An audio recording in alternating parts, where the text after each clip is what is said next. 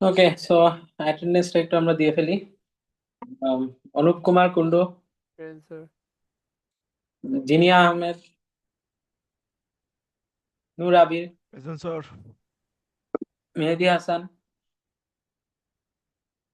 ইরফানুল হক,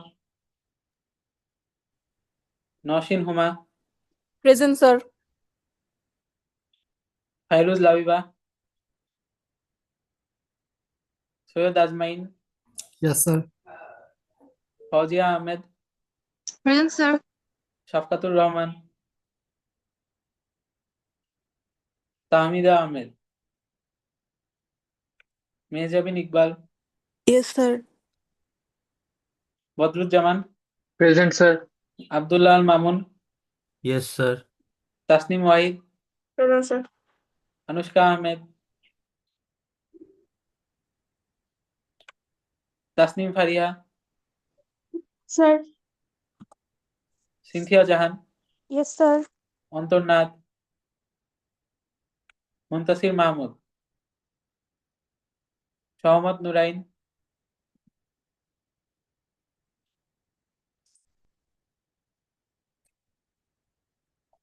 Atifa আবাব, Present, sir.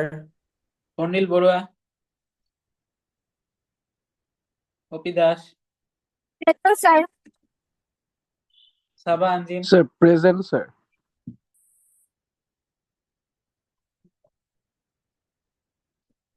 Tausif Ishraq,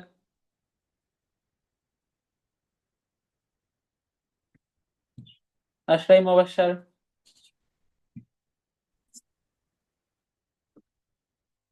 নূর রিফাত, অভিষেক বিশ্বাস, Yes, sir. Mohammad Zubair, Yeah, present, sir. সীমা রয়, Arnab Hossain, Present, sir. Present, sir. Sir, Srimara present.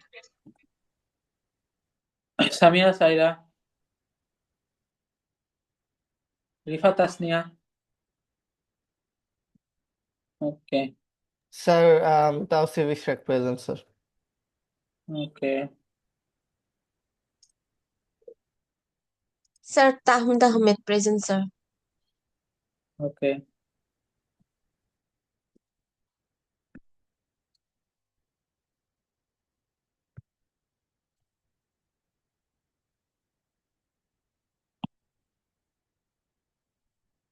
Okay so আজকে আমরা flash ADC math দেখে start করবো আর কি।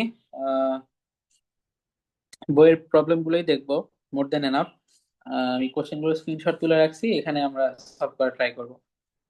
তো প্রবলেম ওয়ানে যদি আমি আসি, বলছে একটা 3 বিটের ফ্ল্যাশ এডিসি ডিজাইন করতে এমন একটা অ্যানালগ সিগন্যালের জন্য যার ম্যাক্সিমাম আর মিনিমাম ভ্যালু বলে দিয়েছে 10 আর 0 ভোল্ট দিয়ে আরো এডিশনাল একটা কন্ডিশন বা ইনফরমেশন দেওয়া আছে যে quantise levels of the ADC should be uniform, মানে ইকুয়াল স্টেপ সাইজ।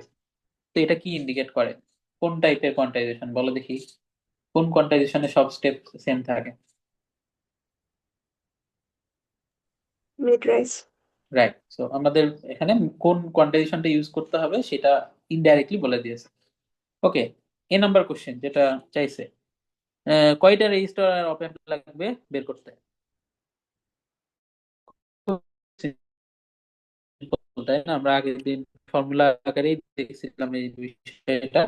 এন এর বস 3 বিট, সো রেজিস্ট্যান্স তো 2 পার এন, বা এখানে যদি বলি আহ, এটা 8টাও ট্রু আবার একটা কমও ট্রু, এবং কেন সেটা ব্যাখ্যাও গত ক্লাসে আমরা দিয়েছিলাম। সো 2 পার 3 অর 2 পার 3 - 1, বা 8 অর 7, দুইটাই কারেক্ট। ঠিক গেল এই নাম্বার। বিতে যেটা বলছে এটা একটা নতুন টার্মস, একটু ভালো করে খেয়াল করি সবাই। ক্যালকুলেট দি ওয়ান এলএসবি, বা অনেক সময় শুধু এলএসবি ও বলে, ওয়ান এলএসবি ভ্যালু অর দিয়ে স্টেপ সাইজ লেখা। সো খুব অবভিয়াসলি বোঝা যাচ্ছে যে এটা কি ইন্ডিকেট করছে, যে স্টেপ সাইজেরই আরেকটা নাম হচ্ছে ওয়ান এলএসবি বা এলএসবি। সেটা কেন একটু বোঝার চেষ্টা করি।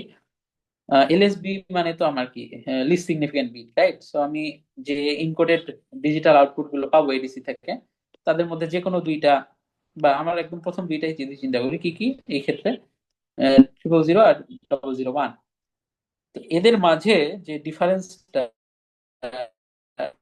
এই দুই ভ্যালুর এই দুই আমার বাইনারি নাম্বার যেই কোয়ান্টাইজেশন লেভেলকে ইন্ডিকেট করে, অর্থাৎ এদেরকে আবার অ্যানালগ করলে আমি আউটপুটে যেটা এক্সপেক্ট করি সেটাই তো কি ছিল কোয়ান্টাইজেশন লেভেল, তাই না?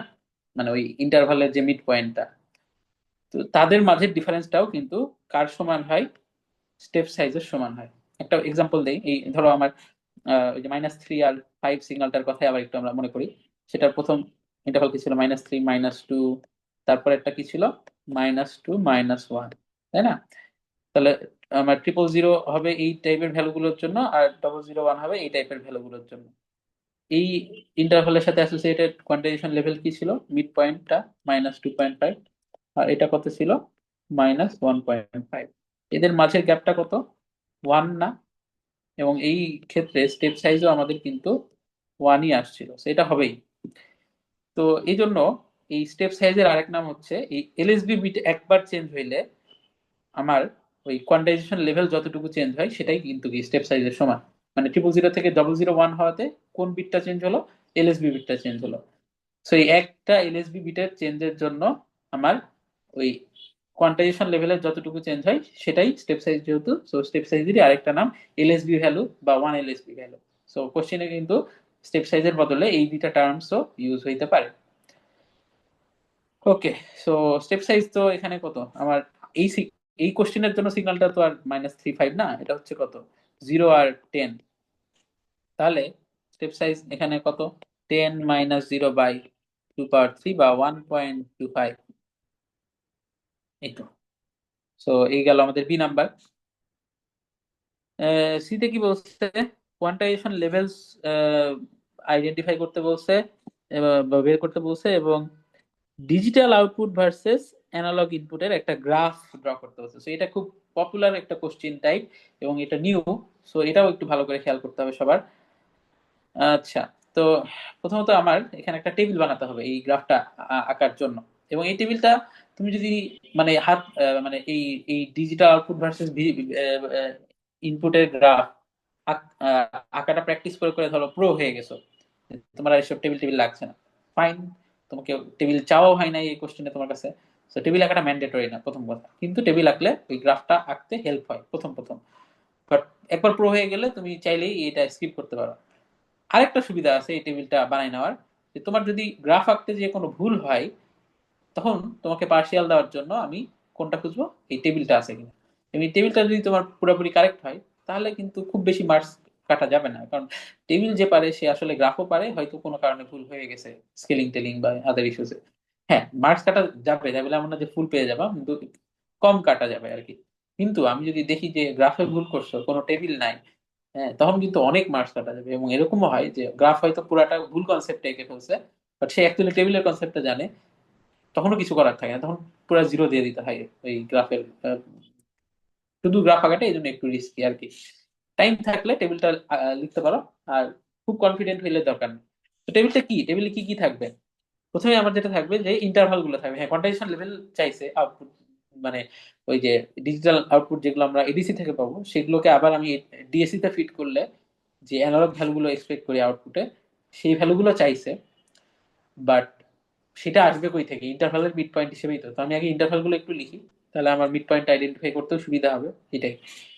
তাহলে কোয়ান্টাইজেশন ধরো ইন্টারভাল স্টার্ট হবে আমার কি লোয়ার বাউন্ডারি থেকে, তাহলে 0।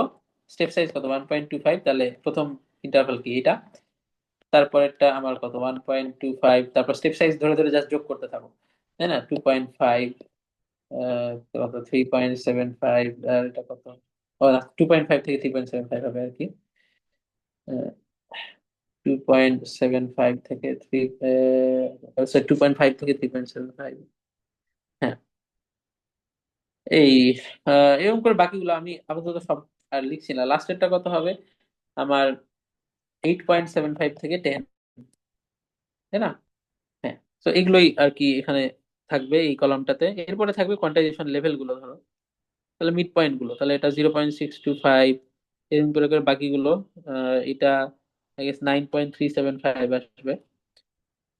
আর যেটা যে করেসপন্ডিং যে ডিজিটাল আউটপুটটা আছে, অর্থাৎ ইনকোডেড ভ্যালুটা, সেটা কত? 000, 001, আচ্ছা একটু উপরে লিখে ফেলছি, 001, এরকম করে লাস্টেরটার জন্য কত? 111, এইটাই। তো এইটাই, এই টেবিল জাস্ট এইটুকুই। এখন আমার ওই যে D out versus be in এর যে গ্রাফটা আঁকতে বলছে, সেটাতে আমার ওয়াই অ্যাক্সিসে কি নিতে হবে, এই ডিজিটাল আউটপুটটা, ঠিক আছে। আর আমার একটু বড় করি, সুবিধা হবে। এক্স অ্যাক্সিসে থাকবে অ্যানালগ ইনপুট। এখন অ্যানালগ ইনপুট বলতে অ্যানালগ ইনপুটের তো কোনো সিগন্যাল আমাদের দেওয়া নেই এখানে, যেটা বোঝাতে চাইছে যে গ্রাফটা বেসিক্যালি এরকম একটা গ্রাফ যাচ্ছে যে অ্যানালগ সিগন্যালের কোন কোন ভ্যালুর জন্য কি কি ডিজিটাল আউটপুট পাওয়া যায় এবং সেটার সাথে অ্যাসোসিয়েটেড কোয়ান্টাইজেশন লেভেলটা কত, এইটা হচ্ছে গ্রাফে চাওয়া হয়েছে। তাহলে এক্স অ্যাক্সিসে আমার এই ইন্টারভাল গুলোই থাকবে। তাহলে আমার এক্স অ্যাক্সিসের স্টার্টটা হবে 0 থেকে আর শেষ হবে 10 পর্যন্ত, এই পর্যন্তই আমার এক্স অ্যাক্সিসের রেঞ্জ। তাহলে এই ধরো 0 আর এই ধরো 10। এখন এটাকে কয়টা সমান ভাগে ভাগ করতে হবে, এখানে ইন্টারভাল কয়টা আছে, 8টা না? তো গ্রাফ পেপার দিয়ে দিলে তো ভালো, বা ওই যে কোশ্চিনে গ্রিড দেওয়া থাকতে পারে, তখন ওইটা ইউজ করতে পারো। ইউজুয়ালি এরকম কোশ্চিন দেওয়া থাকলে কোশ্চিনে গ্রিড দিয়ে দিই আমরা। আর সেখানে আমরা কোনো এরকম নাম্বার উল্লেখ করে দিব না, কারণ এটা আইডেন্টিফাই করাটাও তোমার একটা স্কিল, যে এই যে এই সাকসেসের রেঞ্জ যে আমার সিগন্যালের মিনিমাম থেকে সিগন্যালের ম্যাক্সিমাম পর্যন্ত হবে এবং কয়টা ভাগ থাকবে, এগুলো আমরা দিয়ে দিব না, সব দিয়ে দিব না, তাই না? জাস্ট গ্রিড পেপারটা দিয়ে দিব। তো তুমি ওইটা ইউজ করে তোমার পছন্দের স্কেলিং অনুযায়ী এমন ভাবে একটু নিবা এই 10-এর দাগটা, যেন মাঝে 8টা সমান ভাগ করতে সুবিধা হয় খালি চোখেই। তোমার গুনে গুনে ঘর গুনে গুনে যাতে করানো লাগে, একটু এভাবে করবে। আমরা ওই কথা চিন্তা করি এনাফ ঘর দিব, ওইটা নিয়ে ভয়ের কারণ নাই। তো আমি ধরো আপাতত আমার কাছে গ্রাফ পেপার নাই এখানে, তো আমি জাস্ট খালি চোখেই 8টা ভাগ করছি। 1 2 3 4 5 6 7 8। ওকে, 8টা ভাগ হলো, কম বেশি একটু হয়েছে, যাই হোক। এই এই ভাগগুলোর আমার এই যে বাউন্ডারি গুলো, এগুলো কি হবে, ওই যে আমার দুই ইন্টারভালের যে কমন বাউন্ডারি সেগুলো, অর্থাৎ লোয়ার বাউন্ডারি গুলো, তাই না? এই যে এই ভ্যালুগুলো। তো আমার প্রথমটা কত, 1.25। এখন এই জিনিসগুলো একটু তোমার ওই যে দশমিক ডেসিমাল সহ যদি আসে, তুমি পাশাপাশি লিখলে ঘিঞ্জি হয়ে যায়। তো একটু স্মার্ট ওয়েতে লিখবা। কিভাবে? এইভাবে, ঠিক আছে? তাহলে আর ওই যে ঘিঞ্জি ভাবটা থাকে না। একটু এগুলো মেনটেন করলে আমাদেরও খাতাটা দেখতে সুবিধা হয়। তার চেয়ে বড় কথা যে তোমার নিজের ভুল কম হবে। আর তারপরে হচ্ছে কত, 5 আসবে। বাকিগুলো এরকম আমি লিখছি না। হ্যাঁ, এখন ওয়াই অ্যাক্সিসে কি থাকবে, করেসপন্ডিং ডিজিটাল আউটপুট। তো আমরা কি জানি যে 0 থেকে 1.25 এর মধ্যে যদি সিগন্যালটার ভ্যালু হয়, আমার ডিজিটাল আউটপুট কত আসবে, 000। এখন তুমি বলো, ডিজিটাল আউটপুট তো একটা বাইনারি নাম্বার, আর এই যে ভিন এটা তো একটা অ্যানালগ ভ্যালু, তাই না? তো এটা তো একটা গরু ছাগল মিলে এক্স ওয়াই অ্যাক্সিস, মানে এক্স অ্যাক্সিসে গরু আর ওয়াই অ্যাক্সিসে ছাগলের মতো ব্যাপার হয়ে গেল, তাই না? বাট এটাই, গ্রাফটা এরকমই। সো এখানে তোমার এই কোশ্চিনে তাও তো তোমাকে বলছে যে কোয়ান্টাইজ লেভেল গুলো দেখাইতে। তো এই ক্ষেত্রে তোমার যেটা একটু মেনটেন করতে হবে, যে ওয়াই অ্যাক্সিসে ডিজিটাল আউটপুট গুলো এমন ভাবে বসাবো যে তাদের মধ্যে স্পেসিংটা যেন সেম হয়, তাই না? কারণ কোয়ান্টাইজেশন লেভেল গুলোর মাঝে স্পেসিংটা কি সেম। বাট এটা যদি না চাইতো, শুধু ডিজিটাল আউটপুট ভার্সেস গেইন এর গ্রাফ চাইতো, তাহলে তুমি স্পেসিং সেম রাখতা, বাট ওই যে ওই ভ্যালু ওভাবে তোমার চিন্তা করা লাগতো না, যে মানে কোয়ান্টাইজেশন লেভেল গুলো দেখানো লাগতো না আর কি, খুব সিম্পল বিষয়। বাট স্পেসিং সেম রাখতে হবে। তাহলে এই ওয়াই অ্যাক্সিসও তোমার কয়টা দাগ লাগবে? তো 8টা ইন্টারভালের জন্য 8টা আমার ডিজিটাল আউটপুট, রাইট? সো 8টা দাগই লাগবে।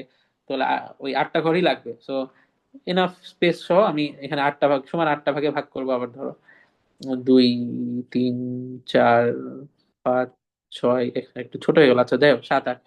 হ্যাঁ, এই এরকম। তাহলে এটা কত, 000। এবং এটা কোন ভ্যালুকে ইন্ডিকেট করে, কোনটা ভ্যালুকে, 0.625।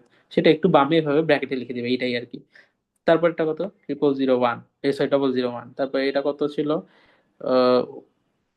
স্টেপ সাইজ হচ্ছে কত, 1.25, তাই না? তাহলে 1.875 মনে হয়। লাস্টেরটা কত, 111। এবং এটা কত, 9.375।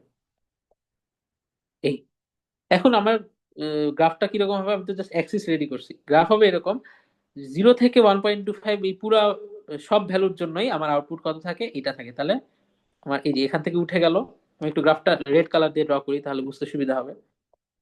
এই যে 0তেই উঠে গেল, এবং কি 0 থেকে 1.25 পর্যন্ত ভ্যালুটা 000। এরপর 1.25 থেকে 2.5 পর্যন্ত ভ্যালু কত, 001। তাহলে এই যে উঠে গেল আবার, এবং কি পুরা 2.5 পর্যন্ত ভ্যালুটাই 001। তো এরকম একটা স্টেয়ার কেস টাইপের গ্রাফ হবে, বুঝে গেছে? সো এই বাকিটা আমি কমপ্লিট করছি না, এই পর্যন্ত স্টেয়ার কেসটা থাকবে। বইয়ে এটা খুব সুন্দর করে কোড দিয়ে আঁকা আছে, একদম পারফেক্ট। আমার খালি হাতে তো একটু ছোট বড় হচ্ছি, বাট তোমরা যতটা পারো মানে স্কেল দিয়ে এটা আঁকতে হবে, এত সৌন্দর্যের কিছু নাই। জাস্ট এই ঘরগুলোর বাউন্ডারিটা একটু মেনটেন করো, একটু ঘরগুলো মোটামুটি সমান রাখার চেষ্টা করো খালি চোখে। আর গ্রিড পেপার দিলে তো অনেক হেল্প হবে, তো আমরা চেষ্টা করবো গ্রিড পেপার দিয়ে দিতে। এইটুকু বোঝা গেছে। এই ডিজিটাল আউটপুট ভার্সেস ভিন এর গ্রাফ ড্র করার যে বিষয়টা, এটা কিন্তু আসেই ঘুরে ফিরে কোনো না কোনো সেমিস্টারে, এটা থাকে মিডে। আর মিডে না থাকলে কুইজে থাকবে, কুইজে না থাকলে মিডে থাকতেই পারে, তো এটা লাগেই। ওকে, হোপফুলি সবাই বুঝছে। তো আমরা ডি নাম্বারে মুভ করব। যেটা বলছে যে ইনপুট যদি 7 ভোল্ট হয়, তাহলে আমার 1 নাম্বার যেটা বের করতে বলছে, find the quantisation interval the input lies in. খুব সিম্পল বিষয়। কোয়ান্টাইজেশন ইন্টারভাল হচ্ছে কি ইনপুট ভ্যালু গুলোর একটা রেঞ্জ, মানে কি অনেকগুলা রেঞ্জ, তাই না? তো এই 7 ভোল্টটা কোন রেঞ্জের মধ্যে পড়ছে সেটা আইডেন্টিফাই করতে হবে। জাস্ট লুক আপ টেবিলের মতো একটা প্রবলেম, টেবিল লুক আপ আর কি। তো টেবিল তো আমরা বানাই রাখছি, 7 ভোল্ট তাহলে কোনটাতে পড়বে? এখানে আমরা ওইটা স্কিপ করছি, আমরা লিখি নাই। বাট আমি যদি লিখি আগেরটা কত হবে, 7.5, 8.75, তার আগের ইন্টারভালটা কত হবে? তাহলে আমার 6.25 থেকে 7.5। হ্যাঁ, তাহলে কোন ইন্টারভালে 7 পড়ছে? এইটা না? হ্যাঁ, so এইটাই, সেই ইন্টারভালটাই ওই বাউন্ডারি সহ লিখে দিতে হবে অ্যান্সারে। জাস্ট ওয়ান ওয়ার্ডের অ্যান্সার। এখানে ব্যাখ্যা ট্যাখ্যা লিখে বলবেন এমন অবস্থা করে। হ্যাঁ, এত কিছু আমি জানতে চাই না, আমাকে জাস্ট ওইটা লিখলেই হবে, ব্যাখ্যা আমি জানি। সো 6.25 কমা, হ্যাঁ কেউ কিছু বলছো? আর হ্যাঁ স্যার, হুম, কোশ্চেনটা কি ছিল আর এটার অ্যান্সারটা কি স্যার, ওটা না আমি একটু বুঝি না। ইনপুট ভোল্টেজ 7 ভোল্ট হলে সেই 7 ভোল্টটা কোন ইন্টারভালে পড়ে এখানে। ও আচ্ছা, ঠিক আছে স্যার, তারপরে হুম, তো লাইক 6.25 এর আর 7.5 এর মাঝেই পড়বে। হ্যাঁ, তো এই এই জিনিসটা লিখে দিলেই হবে, আর কিচ্ছু লেখা লাগবে না। ওকে, এই গেল 1 নাম্বার। 2 নাম্বারে কি বলছে, what is the digital output for this input, মানে ইনপুট যদি এই 7 ভোল্ট হয় আমার এই এডিসির জন্য, তাহলে ডিজিটাল আউটপুটটা কত হবে? তো এটাও কি ওই টেবিল লুকআপ, কারণ তোমার প্রত্যেক ইন্টারভালের জন্য ডিজিটাল আউটপুট তো তোমার এই কলামে রেডি থাকবে। তো এটার আগেরটা কত? 110, তার আগেরটা কত আমার? আহ এই ওয়ান, এই সরি, হ্যাঁ 101। হ্যাঁ, তাহলে আমার এটাই তো, এখানেও এক লাইনেই অ্যান্সার বা এক ওয়ার্ডে অ্যান্সার, জাস্ট 101 লিখে দিবে। তাহলে এটা হচ্ছে আমার 1 নাম্বারের অ্যান্সার, আর 2 নাম্বারের অ্যান্সার হচ্ছে 101। এই জিনিসটা লিখলেই হবে, ব্যাখ্যা ট্যাখ্যার কিছু নাই। ওকে, এরপরে বলছে, হ্যাঁ আচ্ছা, এখন অনেক যদি কেউ ভাবো এরকম যে তোমার আম, এইটা তো ওয়ান ওয়ার্ডের জিনিস, কোনো ব্যাখ্যা ট্যাখ্যা নাই, পাশের জনের খাতা দেখে বা সামনের জনের খাতা দেখে লিখে ফেলবো, ফ্রি ফ্রি নাম্বার পেয়ে যাবো, তাহলে ইউর ইন রং। কারণ এটা আমি কিভাবে সলভ করলাম? টেবিল লুক আপ করে, রাইট? আমি যদি দেখি তোমার টেবিলই নাই, তাহলে ওই ওই দুটাতেও কিন্তু তুমি মার্কস পাবা না, ঠিক আছে? সো টেবিল বা তোমার ওই যে গ্রাফ, গ্রাফ থেকেও এটা পাওয়া যায়। হ্যাঁ, সো ওই চালাকি করে লাভ নাই, টেবিল বা গ্রাফ থাকতে হবে, তারপর তুমি এটা পারবা স্বাভাবিকভাবেই। যে টেবিল বা গ্রাফ পারবে না সে এটাও পারবে না, এইটুকু আমরা বুঝি। ওকে, এবার নাম্বারে যাই তাহলে। আমাদের বলছে যে ডিজিটাল আউটপুট এবার বলে দিয়েছে, মানে এবার একটু উল্টা টাইপের প্রবলেম। আগে আমাদের ইনপুট ভ্যালুটা বলে দিল, দিয়ে কি ওই ইন্টারভাল জানতে চাইলো, ডিজিটাল আউটপুট জানতে চাইলো, এবার ডিজিটাল আউটপুটই বলে দিয়েছে। কত? এই যে এই সাবস্ক্রিপ্ট টু, এটা মানে তো বুঝি তাই না, যে বাইনারি নাম্বার বোঝাচ্ছে। তো ওই যে 110, ডিজিটাল আউটপুট যদি 110 হয়, তাহলে what are the maximum and minimum values of input that would produce this result. তো অনেকের, আমি কেন জানি বুঝি না, বিশেষ করে মিডের আগের টপিক গুলোতে, হ্যাঁ 350-তে, মিডের পরীক্ষাতে যখন রুমের ভিজিটে যায়, যেটা দেখি যে কোশ্চিনের ল্যাঙ্গুয়েজ বুঝতে খুব প্রবলেম হয় এই মিডের আগের টপিক গুলোতে, কারণ কোশ্চিনটা একটু লেন্দি হয়। তো এটার আসলে প্রবলেম হওয়ার কারণে, তোমরা ইংলিশের কোর্স করো, এত 12 বছর ধরে ইংলিশ পড়ে আসছো, হ্যাঁ একটু ঠান্ডা মাথায় ভেঙ্গে ভেঙ্গে কোশ্চিনটা পড়বা। খুব কোশ্চিনে এনাফ ইনফরমেশন দেওয়া থাকে যে, যেটা যাতে সেটা বোঝা যায়। হ্যাঁ, তো এখানে এটা আমার কি বুঝাইছে, প্রথমত এখানে কমা টমা দিয়ে এনাফ পাংচুয়েশন ইউজ করা হয়েছে, যে তুমি একবারে পড়ে যাতে গুলায়ও না ফেলো। বলছে যে ডিজিটাল আউটপুট আমার 110 বলে দিয়েছে, তাহলে ইনপুট সিগন্যালের ম্যাক্সিমাম আর মিনিমাম কত ভ্যালু জন্য আউটপুট এটা হতে পারে। তো ম্যাক্সিমাম আর মিনিমামই কেন চাইছি, কেন কোনো সার্টেন ভ্যালু চাইনি? কারণ আমাদের এডিসির কনসেপ্টটা তো এরকম না যে একটা সার্টেন ভ্যালু, সার্টেন ইনপুটের জন্য একটা সার্টেন আউটপুট। হ্যাঁ, এখানে তো একটা রেঞ্জের জন্য একটা আউটপুট, তাই না? সো এই রেঞ্জের কি থাকে, ম্যাক্সিমাম আর মিনিমাম বা আপার আর লোয়ার বাউন্ডারি থাকে না? সো এই বাউন্ডারি দুইটা জানতে চাইছে। সো 110-র জন্য আমার এই ম্যাক্সিমাম আর মিনিমাম কত হবে? ওই যে টেবিল লুকআপ, 110 কই আছে এই টেবিলে? এই যে, সেটার করেসপন্ডিং ইন্টারভাল কোনটা? এইটা, 7.5 থেকে 8.75, তাহলে আমার ম্যাক্সিমাম কত? 7.5, আর মিনিমাম কত? 8.75। এটার অ্যান্সারও তুমি এভাবেই দিয়ে দিতে পারো চাইলে, এই ইন্টারভাল আকারে। এটা বোঝা গেছে সবার? জি স্যার। কোশ্চেনটা বোঝা গেছে? আমি এই অ্যান্সার সলিউশনের পরে আসি, কোশ্চেনের ভাষাটা পরে মানে আমি যতটুকু যেভাবে কোশ্চেনটা রিড করলাম, এক্সপ্লেইন করলাম, হ্যাঁ এভাবে একটু রিড করবা, তাহলে দেখবা এটা না বোঝার কোনো কারণ নেই। ওকে, আরেকটু হ্যাঁ মানে কি বলবো যে আহ, মানে বইয়ের ম্যাথ গুলো করলেই এখানে কিন্তু অনেক বড় বড় কোশ্চেন আছে, তো ওগুলো মানে ওই চর্চাটা হয়ে যাবে, যে বড় কোশ্চেন পরে বুঝতে পারার যে বিষয়টা, যদি ঘাটতি তোমার থেকেও থাকে এতদিনে। আচ্ছা, এবার বলছে যে এফ নাম্বারে, if an additional bit was desired at the output. হ্যাঁ, মানে আমার আউটপুট এখন কয় বিটের? 3 বিটের না, বাট আরো যদি একটা বিট আমি ডিজায়ার করতাম, মানে আমি যদি 4 বিট করতাম, সোজা কথা, খুব সিম্পল, তাহলে what would be the required number of components? অর্থাৎ ওই যে আমরা আগের দিন যেটা বলছিলাম, যে অনেক সময় হার্ডওয়্যার কম্পোনেন্ট কিরকম হবে সেগুলো জানতে চাই। হ্যাঁ, ওইটাই তো, 4 বিট হইলে আমার কি কি হার্ডওয়্যার কম্পোনেন্ট লাগবে এটাই জানতে চাইছে আর কি, এবং কয়টা। তো ওই যে রেজিস্ট্যান্সের সংখ্যা, অপ এম্পের সংখ্যা, আর কি ইনকোডারটা কি টাইপের। তো আমার এখানে রেজিস্ট্যান্স কয়টা লাগবে? 4 বিট হলে 2 পাওয়ার 4 বা আমার 16। অপ এম্প কয়টা লাগবে? 2 পাওয়ার 4 অর 2 পাওয়ার 4 -1, অর্থাৎ 16 বা 15 দুটাই চলবে। আর প্রায়োরিটি ইনকোডার কি লাগবে? 16 to 4, তিনটাই লিখে দেওয়া ভালো, ঠিক আছে।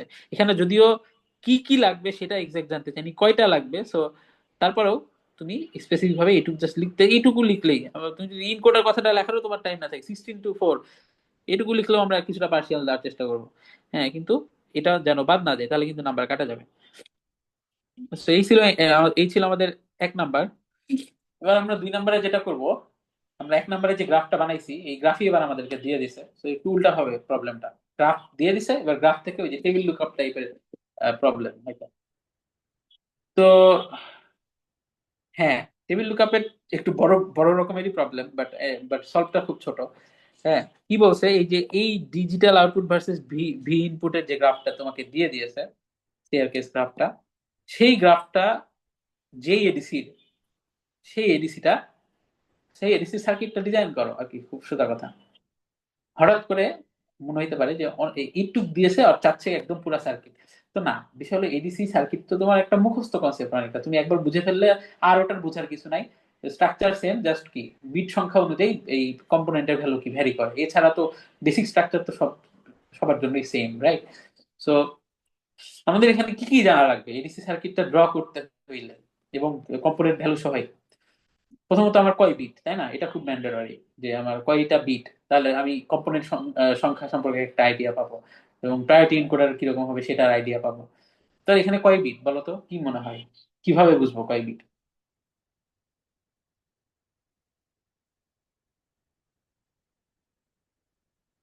স্যার লেফট সাইডে তো 3 বিটেই তো। হ্যাঁ, ওইটাই খুব অবভিয়াস না, যে ডিজিটাল আউটপুট গুলো একদম লিখে দিয়েছে। হ্যাঁ, আবার লিখে যদি নাও দিত, তাও তোমার পারা উচিত ছিল। কেন? কারণ তুমি এখানে কয়টা ইন্টারভাল আছে বা কয়টা আউটপুটের লেভেল আছে এটা কিন্তু গুনতে পারো, তাই না? তুমি গুনতে পারবা না? সো এই যে কি, একটা, দুইটা, তিনটা, চারটা, পাঁচটা, ছয়টা, সাতটা, আটটা, সো ওগুলা না দিলেও তোমার পারা উচিত ছিল। তাহলে আটটা যদি ইন্টারভাল বা লেভেল হয়, তাহলে বিট কয়টা? লগ টু বেজ ওই লেভেল সংখ্যা, তাহলে কত? 3। আর এখানে তো দেওয়াই আছে, সো 3 বিট।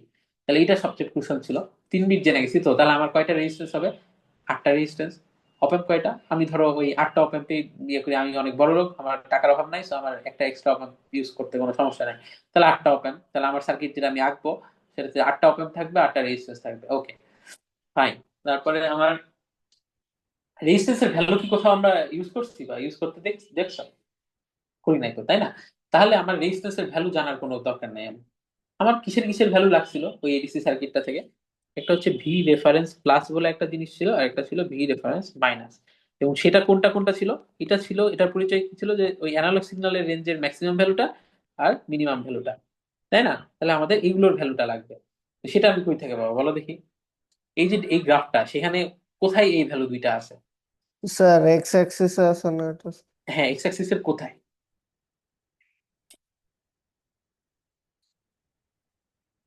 বা ভ্যালুগুলো বলো তো, এই গ্রাফটা দেখে আমাকে এই এই এডিসির জন্য এই দুই ভ্যালু কত হবে একটু বলো। স্যার জিরো আর এইট হবে। হ্যাঁ, এটাই মানে একদম প্রথম যে বাউন্ডারিটা আর একদম লাস্ট যে বাউন্ডারিটা, এই দুইটাই তো হচ্ছে কি মিনিমাম আর ম্যাক্সিমাম।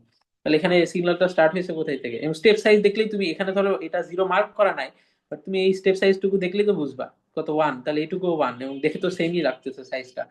হ্যাঁ, এখন মিড ট্রেডের গ্রাফটা কিন্তু একটু ডিফারেন্ট হবে, একটু এটা আমি একটু বলি।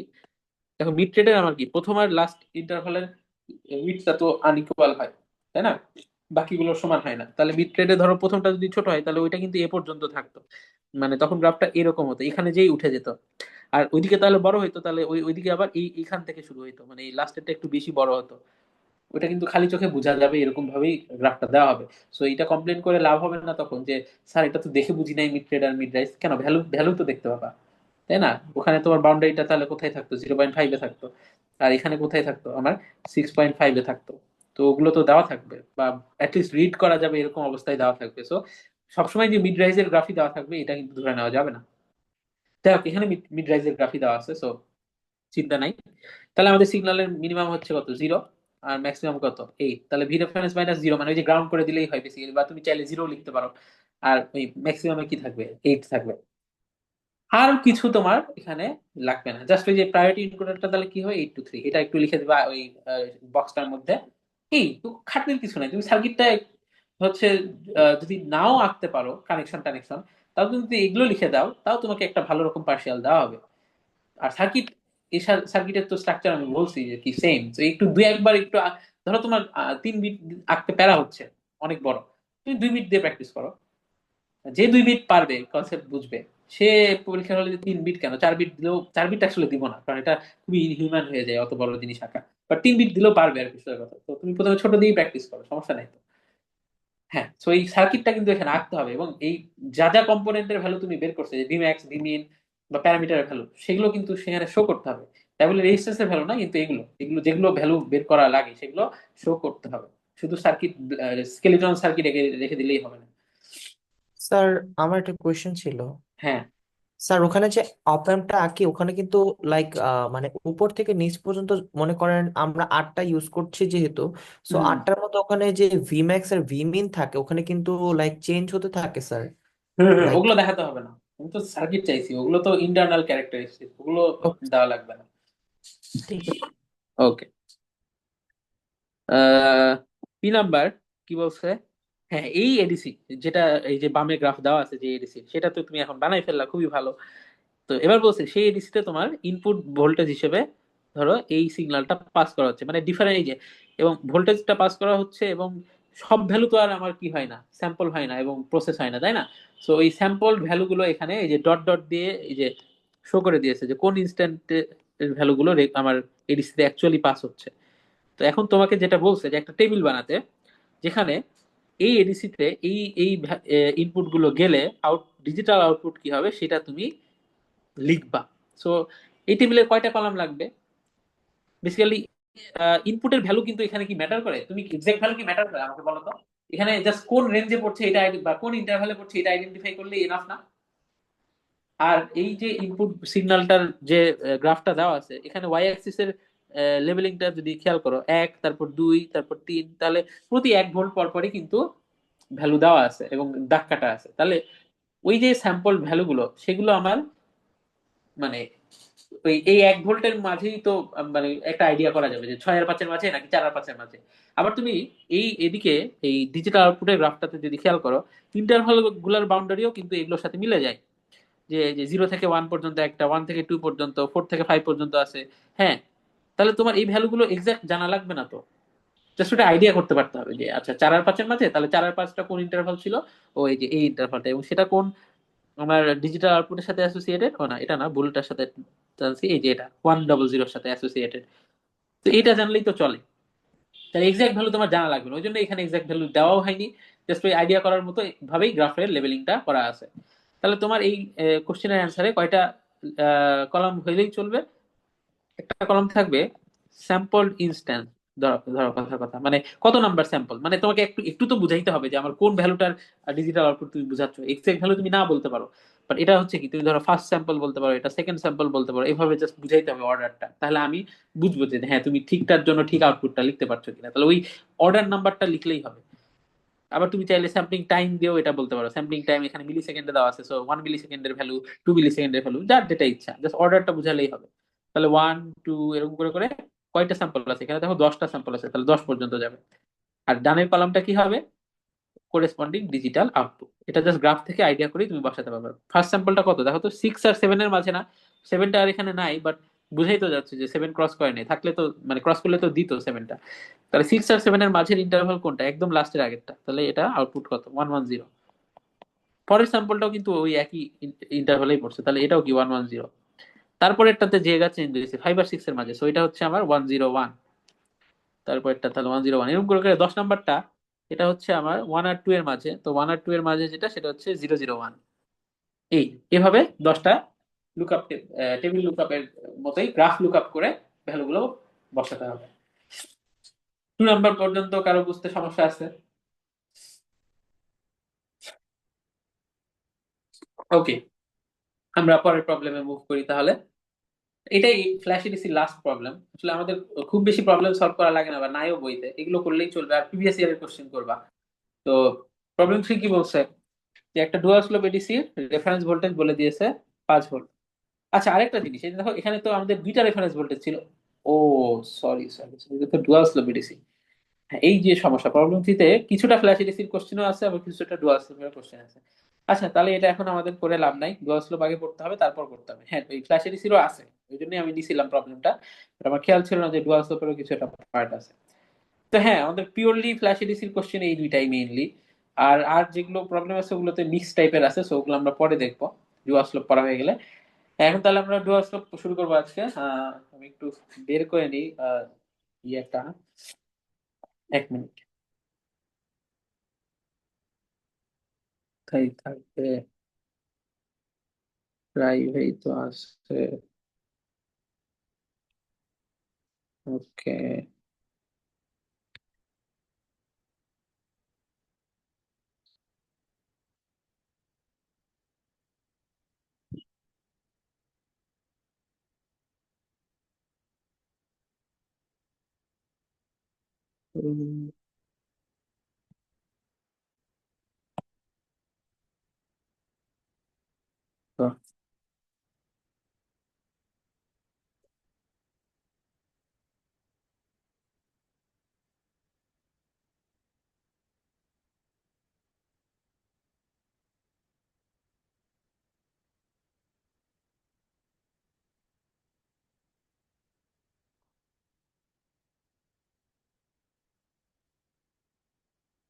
ওকে। সো ডুয়াল স্লোপ এডিসির আলোচনা স্টার্ট করার আগে আমাদের বুঝতে হবে যেটা, যে হোয়াই ডুয়াল স্লোপ এডিসি, কেন ফ্ল্যাশ এডিসি দিয়ে সব মানে এটা নিয়ে কেন আমরা সন্তুষ্ট থাকতে পারলাম না।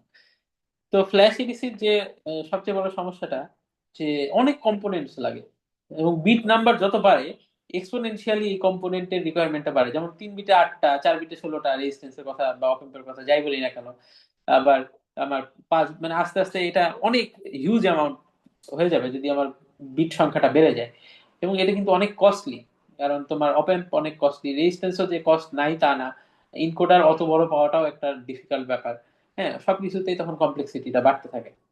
সো এই জিনিসটাকে অ্যাড্রেস করতে আমাদের একটু ট্রেড অফ করতে হয়। কিসের ট্রেড অফ? ফ্ল্যাশ এডিসির সুবিধা কি, যে এটা অনেক ফাস্ট। এটা একটা সিঙ্গেল ক্লক সাইকেলেই, মানে ওই ক্লক সাইকেল তো বুঝি হোপফুলি সিএসসি মানুষ আমরা, যে ক্লক পাস বেসিক্যালি একটা স্কোয়ার ওয়েভ বা স্কোয়ার সিগন্যাল, এই এই যে এরকম। হ্যাঁ, এইটুকু হচ্ছে কি আমার একটা ক্লক পালস, এই এই পুরাটুকু। সো এইটাকে একটা পিরিয়ড, মানে এক পিরিয়ড আর কি স্কোয়ার ওয়েভটা। সো এই এক পিরিয়ড ক্লক পাস বা এই ইয়েতে এর মাঝেই আমার ফ্ল্যাশ ইটিসি আমার ওই মানে এক এক ক্লক সাইকেলেই তার পুরো কনভার্সনটা করে ফেলে একটা যে কোনো ইনপুটের জন্য। অনেক ফাস্ট, এটা একটা সুবিধা, কিন্তু আহ, এটার জন্য অনেক বেশি কম্পোনেন্ট লাগছে। তাহলে কম্পোনেন্টে যদি আমি কম্প্রোমাইজ করতে চাই, তাহলে আমার কোথায় ছাড় দিতে হবে? স্পিডে। সো এটাই করা হয়েছে, স্পিড মানে ট্রেড অফ করে আমার কম্পোনেন্ট সংখ্যা কমাই এনে এই ডুয়াল স্লোপ এডিসিটা ইন্ট্রোডিউস করা হয়েছে। তাহলে এটা কি স্লো নেচারের এডিসি, বাট লেস কম্পোনেন্ট। এবং এখানে যে কয়টা কম্পোনেন্ট দেখছো এগুলো কিন্তু ফিক্স, বিট নাম্বার বাড়ার সাথে সাথে শুধু যেটা বাড়ে এই এন বিট কাউন্টারের ধরনটা চেঞ্জ হয়, যে 3 বিট কাউন্টার না 2 বিট কাউন্টার, এটা ছাড়া এই সার্কিটের কোনো চেঞ্জ হয় না। সো কম্পোনেন্ট বাড়ে না আর কি, সোজা কথা। তো ডুয়াল স্লোপ এডিসির নাম কেন ডুয়াল স্লোপ, এটা একটু পরে বোঝা যাবে যখন আমরা মোটামুটি অনেকটা আলোচনা করে ফেলবো। তার আগে আমরা এই সার্কিটের কিছু কম্পোনেন্টের পরিচয় এটা আবার একটু দেখি। বামে এটা আসলে কিছু না, এটা একটা সুইচ যেটা এই ইনপুট ভোল্টেজ আর একটা রেফারেন্স ভোল্টেজ আছে, যেটার নোটেশন আমরা মাইনাস ভিরেফ দিয়ে দিয়ে রাখছি। এই দুইটার মাঝে চেঞ্জ হইতে থাকে, কিসের বেসিসে চেঞ্জ হয় সেটা তো আমরা পরে যাব, বাট বেসিক্যালি একটা সুইচ এই অংশটা। তারপরে দেখো, তারপরে অংশের নিচে একটা নাম দেওয়া আছে ইন্টিগ্রেটর। তো আমরা 251 তো সবাই করে আসছি তাই না? সো ইন্টিগ্রেটর তো দেখছি।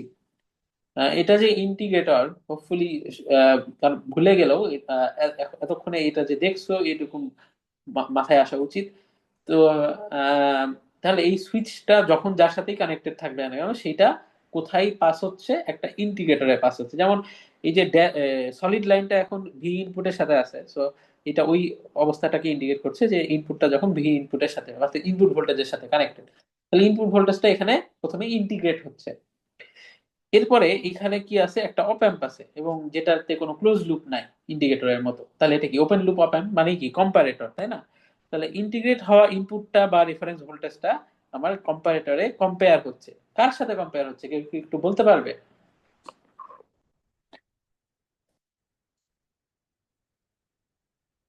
একটু একটু কম্পারেটরটা দুইটা ইনপুট টার্মিনালে তাকাও। একটা তো ইন্টিগ্রেটরের আউটপুট, এই নেগেটিভ টার্মিনালটাতে কি পাস হচ্ছে, ইন্টিগ্রেটরের আউটপুটটা পাস হচ্ছে। আরেক টার্মিনালের ভোল্টেজ কত? স্যার গ্রাউন্ডের সাথে কম্পেয়ার করতেছে। রাইট। সো 0 কত ভোল্ট, ভোল্টের সাথে? 0 জিরো ভোল্টের ভোল্ট। সাথে কম্পেয়ার করতেছে, এক্স্যাক্টলি। তো এই কম্পারেটরটা তাহলে কখন হাই আউটপুট দিবে আর কখন লো আউটপুট দিবে? যদি এই ইন্টিগ্রেটরের আউটপুটটা আমার কি হয়, গ্রেটার দেন জিরো হয়, তাহলে কি লো আউটপুট দিবে। আর যদি লেস দেন জিরো হয় তাহলে আমার হাই আউটপুট দিবে। এটা তো আমরা জানি কম্পারেটরের নেচার। তো যাই দিক, সেই কম্পারেটরের আউটপুটটা কোথায় পাঠানো হচ্ছে, এই জিনিসটা কি কেউ কি বলতে পারবে?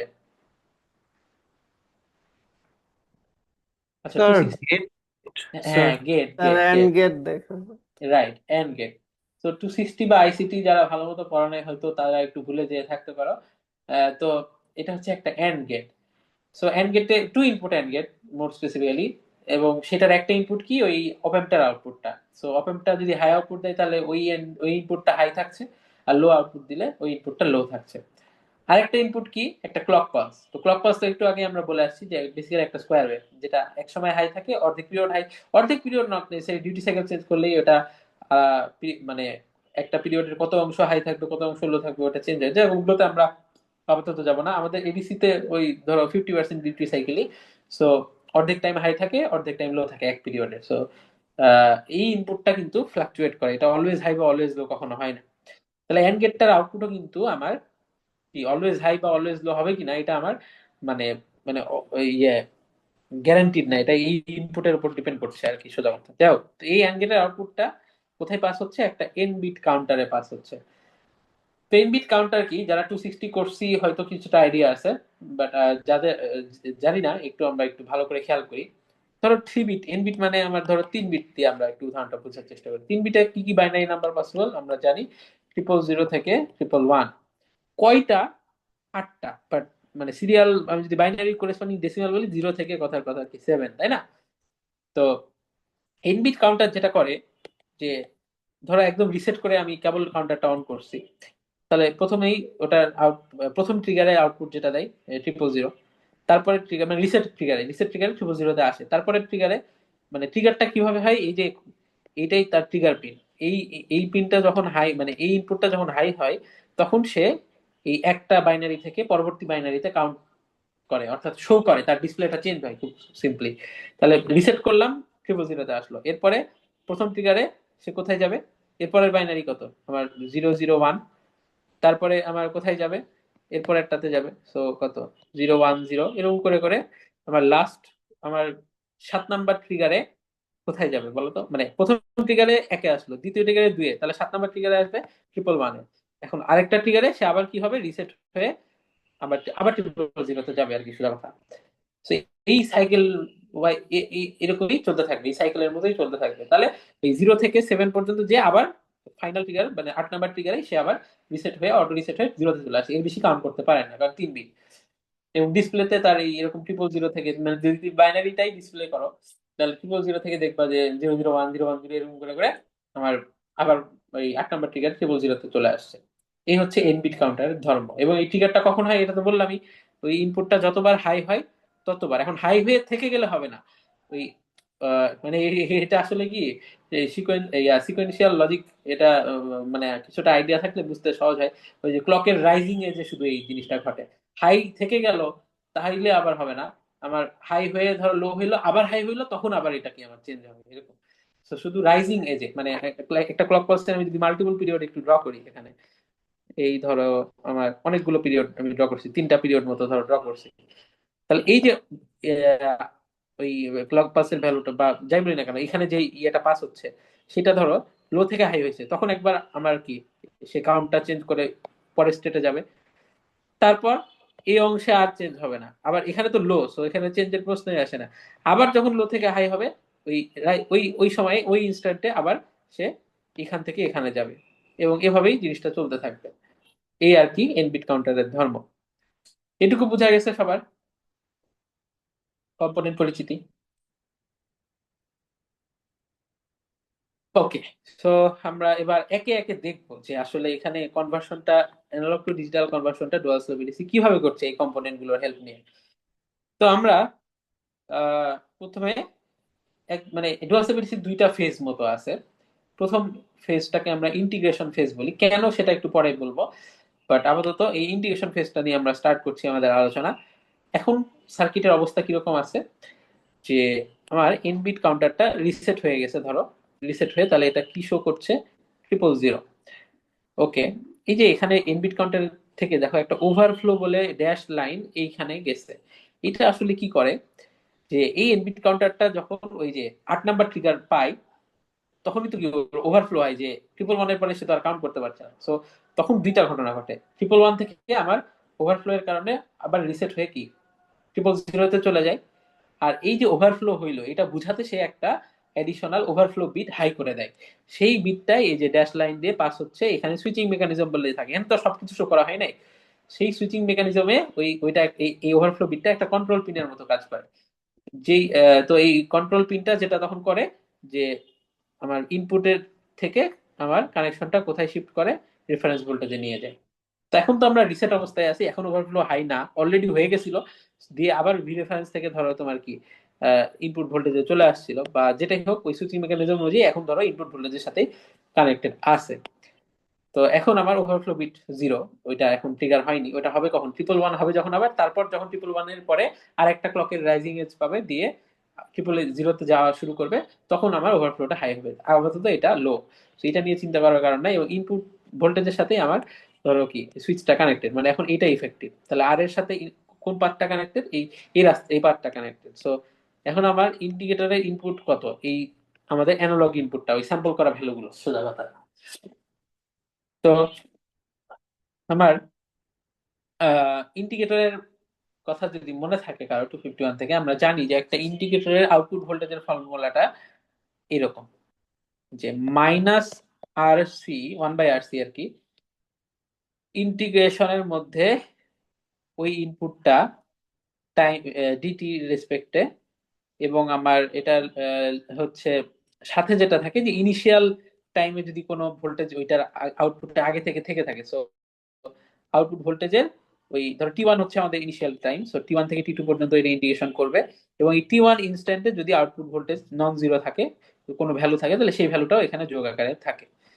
এই তো আপাতত আমরা ধরছি যে টি1 টাইমে কোনো ভোল্টেজ নাই, সো এটা তাহলে বাদ দেওয়া যায়। তো আপাতত আমাদের আলোচনার মানে প্রিকন্ডিশন গুলো যেরকম ভাবে অ্যাজিউম করে নিয়েছি সেই অনুযায়ী আউটপুট ভোল্টেজের ইকুয়েশন এইটা। এখন তুমি বলো যে আমরা ফ্ল্যাশ এডিসি তে কনভার্সন গুলো কিরকম হয়েছে দেখো তো, যে ওই যে একটা করে স্যাম্পল আসে, ওইটা পুরাটা প্রসেস হয়, তারপর কি আরেকটা স্যাম্পল আসে, তাই না? তো একটা স্যাম্পল ভ্যালু তো একটা কনস্ট্যান্ট ভ্যালু, তাই না? ওইটা তো আর ওইটার প্রসেসিং শেষ হওয়ার আগে চেঞ্জ হয় না। মানে ধরো একটা প্রথম স্যাম্পলে যে আমাদের কি 6.2, তারপরে স্যাম্পল ধরো আমাদের 5.1, তো এই 6.2 যতক্ষণ প্রসেস হয়ে ডিজিটাল আউটপুটটা প্রডিউস করবে না, ইনপুট ভোল্টেজ কত থাকবে, 6.2 থাকবে না? এবং এরপরে আবার যখন 5.1 আসলো তখন ওইটা কি চেঞ্জ হয়ে 5.1 যাবে। তো এই ব্যাপারটা আমাদের বুঝতে হবে যে ইনপুট ভোল্টেজ বিভিন্ন টাইমে বিভিন্ন রকম, but at a certain moment বা একটা আমরা একটা সার্টেন স্যাম্পলের জন্য ইনপুট ভোল্টেজটা কিন্তু কনস্ট্যান্ট। তাহলে এইটা একটা ডিসি ভ্যালু বা একটা কনস্ট্যান্ট ভ্যালু। তো আমরা কি জানি যে ইন্টিগ্রেশনে কনস্ট্যান্ট কি চলে আসে, ইন্টিগ্রেশনের বাইরে নিয়ে আনা যায়। আচ্ছা, তাহলে আমার এখানে এটা কি লেখা যায়, মাইনাস ভিনটাকে ভিনটা বাইরে নিয়ে আনা যায়। তাহলে মাইনাস ভিন বাই আর সি টাইমস আমার ওই যে T1 থেকে T2 into DT, integration DT আর কি। ইন্টিগ্রেশন ডিটি এর রেজাল্ট কি, ইন্টিগ্রেশন এক্স এর রেজাল্ট আমার কি সিম্পলি, মানে ইন্টিগ্রেশন মানে ডিএক্স এর রেজাল্ট এক্স, তাই না? তো এখানে টি হবে, তাহলে টাইম লিমিট গুলো থাকবে অবভিয়াসলি এই। তাহলে আমার আহ, এই যে এটা এটা লিমিট বসালে কি দাঁড়ায়, T1 থেকে মানে T2 মাইনাস T1, তাই না? তো এই ডিউরেশনটা মানে T2 - T1, এই ডিউরেশনটাকে আমরা নাম দিচ্ছি ক্যাপিটাল T1। তাহলে আমার এটার সাথে আমার মানে, হ্যাঁ, তো T1 টাইমটা ধরো আমি জিরো ধরে নিচ্ছি, তাহলে ওই মানে এখানে বেসিক্যালি আমার T2 ধরো ক্যাপিটাল T1, মানে আমরা জিরো থেকে T1 ক্যাপিটাল টাইম পর্যন্ত ধরো ইন্টিগ্রেশনটা করছি। তাহলে আমাদের ওই T1 টাইম মানে ক্যাপিটাল T1 টাইম পরে যে ফাইনাল ভ্যালুটা পাওয়া যাবে ভোল্টেজের, সেটা কত, ওই টি এর জায়গায় আমি যদি T1 বসাই দিই তাহলেই ওই ভ্যালুটা পাওয়া যায়। এটার একটা স্পেশাল নোটেশন ইউজ করা হয়, ধরো V1, T1 টাইম পরে 0 সেকেন্ডে তো শুরু হলো ইন্টিগ্রেশনটা, পুরো প্রসেসটা, সেটা T1 টাইম পরে ইন্টিগ্রেটরের আউটপুট ভোল্টেজটা কত, সেটা একটা সার্টেইন ভ্যালু, এবং সেটা কত এই V1, যেটার ইকুয়েশনটা এটা দাঁড়ালো। বাট আমি যদি এই ইন্টিগ্রেটরের আউটপুটটার একটা ফাংশনাল এক্সপ্রেশন রাখতাম, নট কোনো সার্টেন মোমেন্টের ভোল্টেজ, তাহলে কি দাঁড়াতো বলতো, ওই ভি নট টি থাকতো এবং মাইনাস ভিন বাই আর সি রাখতাম, আর সাথে কি রাখতাম, ওই লিমিট টিমিটও যদি আমি বাদ দিই, জাস্ট একটা ভ্যারিয়েবল রাখতে যে, তাহলে কি টাইমের ভ্যারিয়েবল থাকতো। আচ্ছা, এইটুকু যতটুকু বললাম এটা হচ্ছে একটা সার্টেন ইনস্ট্যান্টের ভ্যালু। কোন ইনস্ট্যান্ট, T1 টাইম পার হয়ে যাওয়ার পরের যে ভ্যালু ইন্ডিকেটরের আউটপুটের। আর এটা কি, সেই ইন্ডিকেটরের আউটপুট তো টাইমের সাথে সাথে চেঞ্জ হচ্ছে, রাইট? সো সেটার ফাংশনাল এক্সপ্রেশনটা। এই দুইটার ডিফারেন্সটা কি বোঝা গেছে সবার, কারো কনফিউশন আছে? এটা কিন্তু খুব ইম্পর্টেন্ট বোঝাটা, যে P1 হচ্ছে একটা সার্টেন মোমেন্টের ভ্যালু, আর V0টা এখানে এই যে নিচের যেটা লিখছি সেটা হচ্ছে একটা এক্সপ্রেশন, ফাংশনাল এক্সপ্রেশন। ওকে, হোপফুলি সবাই বুঝছে। তাহলে আমরা যদি এই ফাংশনাল এক্সপ্রেশনটা, একটা ফাংশনের কি একটা গ্রাফ আঁকা যায় না, এবং আমরা কতটুকু টাইম নিয়ে স্টাডি করছি 0 থেকে T1 টাইম পর্যন্ত, এই সবকিছু মিলে আমি যা কিছু হয়েছে এখন পর্যন্ত, এটার অর্থাৎ ইন্ডিকেটরের আউটপুটটার একটা 0 থেকে T1 টাইম পর্যন্ত গ্রাফ আঁকতে চাই ভ্যালু। তাহলে গ্রাফটা কিরকম হবে, ধর ওয়াই অ্যাক্সিসে আমি ইন্ডিকেটরের আউটপুট প্লট করব, আর এক্স অ্যাক্সিসে আমি টি টাইমটা প্লট করব। তাহলে 0 থেকে শুরু। এখন দেখো তো, ফাংশনাল এক্সপ্রেশনটাই তো দেখতে হবে গ্রাফটা শেপ বুঝতে হলে। তো এইটা আমি যদি চিন্তা করি, ওয়াই ভ্যারিয়েবল হচ্ছে কি এটা, আর এক্স ভ্যারিয়েবল হচ্ছে কি টি, আর ভি আমি কি বলছি, একটা সার্টেন স্যাম্পলের জন্য তো কনস্ট্যান্ট, আর আর সি এটাও তো কনস্ট্যান্ট, তাহলে এই পুরাটা কি একটা কনস্ট্যান্ট না, এবং মাইনাস সহই এটা পুরাটা একটা কনস্ট্যান্ট। তাহলে এটাকে আমি ধরো এম ধরতে পারি, তাহলে এই ফাংশনটার এক্সপ্রেশন কি দাঁড়ালো, ওয়াই ইকুয়াল টু একটা কনস্ট্যান্ট ইন্টু এক্স ভ্যারিয়েবল, অর্থাৎ Y equal to M X. এটা কার ইকুয়েশন বলো তো?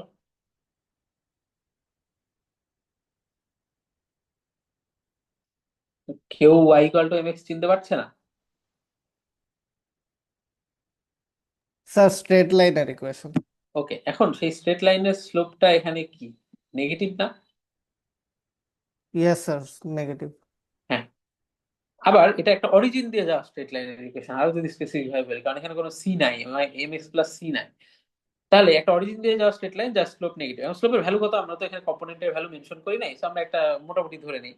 তাহলে গ্রাফটা কিরকম হবে, এরকম হবে। এখন কত দূর যাবে, মানে কত দূর স্টাডি করছি আমরা, T1 টাইম পর্যন্ত, ধরো এই টাইমটা আমার T1 ধরে নিলাম। তাহলে এই পর্যন্ত ওই একই স্ট্রেট লাইনই কিন্তু থাকবে, আউটপুটটার ভ্যালু এটাকেই ফলো করবে। তাহলে এই হচ্ছে আমার ইন্ডিকেটর আউটপুটের 0 থেকে T1 পর্যন্ত আউটপুটের নেচারটা, এবং এই জিনিসটার স্লোপ হচ্ছে M1, বললাম কথার কথা, মাইনাস ছিল ভিন বাই আর সি ছিল না এটার স্লোপ। হ্যাঁ, এটা এই স্লোপটার ভ্যালু খুব ইম্পর্টেন্ট, আমাদের সামনে কাজে লাগবে আর কি। সোজা এখন আমরা যাই না, আমরা জাস্ট ইন্ডিকেটর আউটপুটটা কিরকম হইলো 81 টাইম পর্যন্ত এইটুকু দেখলাম। এখন 81 টাইমটাতে আমরা কেন থেমে গেলাম, what is the significance of T1, এবং T1 টাইমে T1 ভ্যালুটাই কত, এটা বুঝতে হলে আমাদের একটু সামনে আগাতে হবে। সামনে আগায়, তাহলে ইন্ডিকেটর আউটপুট দেখো, একটা জিনিস এখানে এটুকু কনফিডেন্টলি বলা যায় যে আমরা ভ্যালু সম্পর্কে ভ্যালুর মানে এক্সাক্ট ভ্যালু সব আইডিয়া না হয় নাই করলাম, বাট নেচারটা তো আমরা দেখতে পাচ্ছি। কি দেখো তো, এই অংশে গ্রাফ মানে ওয়াই অ্যাক্সিস এর ভ্যালু কি এখানে পুরাটাই কি নেগেটিভ না, সব সব ইনস্ট্যান্টে। তাহলে আমার ইন্ডিকেটর আউটপুটটা এখানে 0 থেকে T1 টাইম পর্যন্ত থ্রু আউট নেগেটিভ ছিল। তো তাই যদি থাকে তাহলে নেগেটিভ ইনপুট পাচ্ছে কে? এই যে এই অপ অ্যাম্পের ইনভার্টিং টার্মিনালটা পাচ্ছে, কারণ ইন্ডিকেটর আউটপুটটাই তো পাস হচ্ছে ওইটার ইনভার্টিং টার্মিনাল। তাহলে এই ভ্যালুটা অলওয়েজ কি থাকছে, 0 থেকে T1 টাইম পর্যন্ত নেগেটিভ থাকছে। এইটুকু তো পর্যন্ত কারো কনফিউশন থাকলে বলো, নাহলে আমরা মুভ করব। ওকে। স্যার আর একবার একটু ওই হ্যাঁ 0 থেকে T হ্যাঁ, 0 থেকে T1 টাইম পর্যন্ত আমরা ইন্ডিকেটরের আউটপুট ভোল্টেজের যে গ্রাফটা ড্র করলাম, সেখানে গ্রাফটা পুরাটাই কি নেগেটিভ ওয়াই অ্যাক্সিসে আছে না? তাহলে ভ্যালু এখানে কি, বা ইকুয়েশন দেখো তুমি, minus V in by R C into T. তো টি এর ভ্যালু তো সবসময় পজিটিভই হবে। আবার ইয়েস স্যার ইনপুট ভোল্টেজও আমরা এখানে ধরে নিচ্ছি ধরো পজিটিভ, ঠিক আছে, আর সিও পজিটিভ। তাহলে সবই পজিটিভ হইলে এই পুরো জিনিসটা কি নেগেটিভ হচ্ছে না? ইয়েস স্যার নেগেটিভ হ্যাঁ, গিভেন দ্যাট ইনপুট ভোল্টেজ এখানে পজিটিভ, এটা কিন্তু খুব ইম্পর্টেন্ট। সো আমরা এখানে ডুয়াল স্লোপ এডিসি ব্যাপারটা এরকম যে এখানে আমরা ইনপুট ভোল্টেজটা পজিটিভ ইউজ করছি। ওকে ওকে। তাহলে ইনপুট আমার এই এই ভ্যালুটা সবসময় কি হবে, নেগেটিভ হবে এই T1 টাইম পর্যন্ত। আচ্ছা, সেটা হইলে কি হবে দেখ, আমরা অপ অ্যাম্পের আউটপুটটা কিরকম হবে একটু বুঝি এবার। পজিটিভ টার্মিনালে ভোল্টেজ 0 ভোল্ট, আর নেগেটিভ টার্মিনালে হয় 0 অর নেগেটিভ, মানে ইনপুট 0 হইলে তো 0ই হবে, বাট আপাতত আমরা নন জিরো চিন্তা করি। তাহলে আমার কি নেগেটিভ ভ্যালু ইনভার্টিং টার্মিনাল। তাহলে ইনভার্টিং টার্মিনালের ভোল্টেজ এখানে আমার কি হচ্ছে, পজিটিভ বাই নন ইনভার্টিং টার্মিনালের চেয়ে ছোট থাকছে অলওয়েজ। তাহলে 0 থেকে T1 টাইম পর্যন্ত এই ভ্যালুটা কি হবে, হাই হবে না? এটুকু বোঝা গেছে, কারণ অপ অ্যাম্পের পজিটিভ টার্মিনালের ভোল্টেজ বেশি থাকছে নেগেটিভ টার্মিনালের চেয়ে T1 টাইম পর্যন্ত। তাহলে থ্রু আউট অপ অ্যাম্পের আউটপুট কি হবে, হাই হবে। হাই মানে লজিক কি 1 বেসিক্যালি। তাহলে এই হাই, এটা হাই হলে এন্ড গেটের আউটপুটটা কিরকম হবে এখন? এন্ড গেটের এই ইনপুটে কি পাস হচ্ছে 1 বা হাই বেসিক্যালি, আর এদিকে ক্লক। তাহলে এন্ড অপারেশন হচ্ছে, তাই না? তাহলে 1 এর সাথে ক্লকের এন্ড করলে সিএল কে লিখলাম ধরো শর্টে, তাহলে এন্ড গেটের আউটপুট কত হয়, সিএল কে হয় না? মানে এন্ড গেটটা বেসিক্যালি কি করছে এই T1 টাইম পর্যন্ত, ওই ক্লকটাকেই পাস করছে। সবটাকে পাস রাইট। সো এখানেও আমরা ওই সিএল কে সিগন্যালই পাবো। ওকে, আমরা অনেক দূর চলে আসছি। তাহলে এই সিএল কে সিগন্যাল এবার কোথায় যাচ্ছে, ওই এন বিট কাউন্টারের এই ইনপুট ট্রিগার এ যাচ্ছে। এবং ক্লক সিগন্যাল তো আমরা দেখেই আসছি এই যে এরকম, তাই না? তাহলে ক্লকের প্রতি রাইজিং এ যে এখন আমার কি হতে থাকবে, এই এন বিট কাউন্টারের স্টেটটা চেঞ্জ হতে থাকবে। তাহলে প্রথম ট্রিগারের পরে সে 001 এ যাবে, তারপর 010 তে যাবে, এরকম করে করে সর্বোচ্চ কতটুকু টাইম, কত দূর সে যেতে পারবে বলো তো? Sir, 111। T1 হ্যাঁ, ইয়েস 111 এর পরে 111 আরেকটা ট্রিগার হবে। 111 গেলে নষ্ট হয়ে যাবে না, ওভারফ্লো কিন্তু তখন হাই হবে না। মানে 110 থেকে 111 যাওয়ার সময় যে মোমেন্টটা, যে ক্লকের রাইজিং এজটা, তখন কিন্তু ওভারফ্লো হাই হবে না। 111 এর পরে আবার যখন একটা ক্লকের রাইজিং এজ পাবে, তখন কি 111 থেকে তো এবার সে সরতে চাবে, কিন্তু পারবে না, তখন ওভারফ্লো হাই হয়ে যাবে, আর কাউন্টারের ডিসপ্লেটা রিসেট হয়ে আবার 000 তে ব্যাক আসবে। তাহলে কয়বার কাউন্ট করবে, 8 বারই কিন্তু কাউন্ট করবে, রাইট? তাহলে 8 বার কাউন্ট করে এই যে 000 তে চলে যাবে। 000 তে যাওয়ার পরেও কি এটা চলতে থাকবে না? কেন? কারণ ওভারফ্লো বিটটা এখন 1 হয়ে গেছে বা হাই হয়ে গেছে। তাহলে ওভারফ্লো বিট যদি হাই হয়ে যায়, তাহলে ওভারফ্লো বিট এখানে সুইচিং মেকানিজমটা এমন যে ওভারফ্লো বিট হাই হইলেই আমার ইনপুট ভোল্টেজের থেকে সুইচের কানেকশনটা এবার এই যে নেগেটিভ রেফারেন্স ভোল্টেজে চলে যাবে। এবং নেগেটিভ রেফারেন্স ভোল্টেজে চলে গেলে আমার যেটা কি হবে সেটা আমরা পরে যাব, এটা পরের ফেজের আলোচনা। বাট তখন আর মানে এমন হবে যে তখন আমার কাউন্টারটা আপাতত মোমেন্টারিলি, মানে ওই তো মানে কি বলবো, ওই ফেজে সর্বোচ্চ তাহলে কি ওই 111 পর্যন্ত যাবে, এবং এটা যাবেই, মানে এটা তোমার আটকানোর কোনো ওয়ে নাই। 111 পর্যন্ত যে ওই একবার রিসেট হলেই আমার এই ফেজ শেষ। তো এই তোমার ইররেসপেক্টিভ অফ ইনপুট ভোল্টেজের ভ্যালু, এই পুরো ঘটনা যতটুকু বললাম এটা সবার সাথেই হবে, সব ইনপুট ভ্যালুর জন্য। তাহলে ইন্টিগ্রেশন ফেজ সব ইনপুট ভোল্টেজের জন্য সেম। এবং এখানে কাউন্টারটা কয়বার কাউন্ট করে, 2n, বা মানে এই 3 বিটের ক্ষেত্রে কি 8 বার আর কি। তাহলে আমার T1 ফেজের যে ডিউরেশনটা, অর্থাৎ T1ই তো তার ডিউরেশন, তাহলে T1 এর ভ্যালুটা কতক্ষণ বলতো? এটা কি হিসাব করতে পারি আমরা? এখন ধরো ক্লকের ফ্রিকোয়েন্সি আমি জানি, বা ক্লকের টাইম পিরিয়ড আমি জানি, তাহলে আমরা একটু যদি খেয়াল করি, ক্লকের এক পিরিয়ডে সে কয়বার কাউন্ট করে বলতো?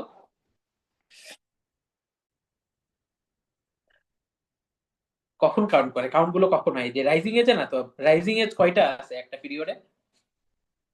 স্যার একটাই। এই যে এইটা তো আমার এই পিরিয়ডের রাইজিং এজ। আবার ধরো এইটা তো আমার কি এই পিরিয়ডের রাইজিং এজ, এইটা আমার এই পিরিয়ডের রাইজিং এজ। তাহলে প্রতি পিরিয়ডে রাইজিং এজ কয়টা? একটা। ক্লক একটা একবারই রাইজ করে।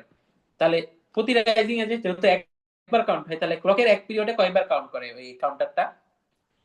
একবার স্যার। একবার। হ্যাঁ। তাহলে T1 টাইম ডিউরেশনটা কোন ডিউরেশন? ওই যে ওভারফ্লো যখন হাই হয়ে গেল, মানে একদম 8বার কাউন্ট যখন কমপ্লিট হলো, তাহলে T1 টাইম হচ্ছে কতটুকু ডিউরেশন? ওই n বিট কাউন্টারের 8বার কাউন্ট করতে যত টাইম লাগে সেই ডিউরেশন। আমার কথা কি বোঝা গেছে সবার? ওকে, হোপফুলি বুঝছে। তার তাহলে আমার মানে হচ্ছে পুরা একবার ফুল 111-এ যেতে যত টাইমটা লাগে 111 সেটাই যে আবার হইতেছে, ধরো রিসেট হইতে, কারণ 111 তো শেষ না, 111 এর পরে রিসেটটাও আরেকটা কাউন্ট। হ্যাঁ, এটাই হচ্ছে T1। T1। হ্যাঁ, তাহলে এইটাকে আমি ক্লকের পিরিয়ড ধরো আমি TCL কে দিয়ে এক্সপ্রেস করলাম। তাহলে এই T1 আর TCL এর মধ্যে সম্পর্কটা কিরকম ভাবে কিভাবে লিখতে পারি বলতো? T1 সমান ধরো আমি সামথিং TCL কে এরকম একটা এক্সপ্রেশন যদি লিখতে চাই, তাহলে সেটা কি হবে? TCL কে হচ্ছে কি ক্লকের একটা পিরিয়ড, এবং এক পিরিয়ডে সে কয়বার কাউন্ট করে? একবার। তোমার এখানে কয়বার কাউন্ট হবে? 8বার, মানে 3 বিটের ক্ষেত্রে। তো n বিটের ক্ষেত্রে কয়বার? 2 পাওয়ার n টাইমস কাউন্ট করবে। এবং প্রতি কাউন্টে কত টাইম লাগছে তাহলে TCL কে? না, তাহলে সিম্পলি ইউনিটারি মেথড।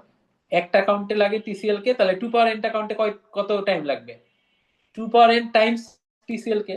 তাহলে T1 এর এক্সপ্রেশনটা কি? 2 পাওয়ার n টাইমস কত? TCL কে। এটা বুঝা গেছে সবার? আর একবার একটু বুঝি নাই লাস্টের পার্ট। এক ক্লকের একটা পিরিয়ডে সে কয়বার কাউন্ট করে? 2 to the power এক পিরিয়ড মানে তো স্যার পুরো একবার একবার একবার একটা রাইজিং এ। হ্যাঁ, সো 1 TCL কে তে সে কাউন্টও করে একবার, 1 কাউন্ট। ওকে, তাহলে আমার কয়টা কাউন্ট করা লাগবে, কয়বার কাউন্ট করা লাগবে কাউন্টারটার? 2 টু to পাওয়ার the এনটা। power n হ্যাঁ, 2 to the power n। তাহলে টাইমও কতক্ষণ লাগবে? 2 to the power n into কি TCL কে, না? TCL কে বুঝতে পারছি হ্যাঁ, স্যার। এবং এইটাই কি আমার ওই প্রথম ফেজের ডিউরেশন, কারণ একবার পুরো কাউন্ট হয়ে গেল, 8বার কাউন্ট হয়ে গেল, বা 2 পাওয়ার n টাইমস কাউন্ট হয়ে গেলেই তো এই ফেজ শেষ। তাহলে এটাই তো T1 ডিউরেশনটা, প্রথম ফেজটা কতক্ষণ থাকে। তাহলে আমার T1 ইকুয়াল টু কি? 2 পাওয়ার n টাইমস TCL কে। এখন অনেক সময় ক্লকের পিরিয়ড না দিয়ে ফ্রিকোয়েন্সি দেওয়া থাকে, সো T1 ইকুয়াল টু ফ্রিকোয়েন্সির রেসপেক্টে যদি আমি লিখতে চাই TCL কে, মানে ফ্রিকোয়েন্সির সাথে টাইম পিরিয়ডের সম্পর্ক কি? খুব সিম্পলি আমার TCL কে ইকুয়াল টু কি 1/FCL কে, রাইট? বা ফ্রিকোয়েন্সি রেসিপ্রোকাল। তাহলে ওই FCL কে আবার কি 1/TCL কে, তাহলে ওটা বসাই দিলেই আমার যেটা আসে এটা। সো কিছু বই বা আমার বইয়েও দেখবা তুমি যে এইভাবেও ফর্মুলা গুলো হয়তো দেওয়া আছে। এটাই। তাহলে আমরা T1 ফেজের ডিউরেশনের ফর্মুলাটা পেয়ে গেছি। এই একটা ফর্মুলা শিখলাম। এই ডুয়াল স্লোপের সমস্যা হলো এডিসি, ফ্ল্যাশ এডিসির ফর্মুলা তেমন একটা খুব বেশি নাই, স্টেপ সাইজের ফর্মুলা দিয়ে ঘুরে ফিরে সব হয়ে যায়। কিন্তু ডুয়াল স্লোপে অনেক ফর্মুলা আছে, সো এটা একটু ফর্মুলা হেভি টপিক। সো এই জন্য একটু ফর্মুলা গুলো বুঝে বুঝে মনে রাখতে হবে, নাহলে দেখা যাবে যে ঠিকঠাক অ্যাপ্লাই করা যাবে না। ওকে, তাহলে T1 ডিউরেশন পর্যন্ত আমাদের আলোচনা হয়েছে হোপফুলি, এবং গ্রাফটাও বোঝা গেছে যে ইন্টিগ্রেটেড আউটপুট কেন এরকম, এবং ইন্টিগ্রেটেড আউটপুট এরকম হওয়াতে এই অপেম্পের আউটপুট যে হাই থাকছে কন্টিনিউয়াসলি, এটাও বোঝা গেছে হোপফুলি। এবং সেই কারণে আমার এন্ড গেটটা জাস্ট ক্লকটাকে পাস করতেছে, এটাও হোপফুলি বোঝা গেছে সবার। ওকে, সব যদি বোঝা যায় তাহলে T1 ফেজের পরে আমরা এবার আগাতে পারি।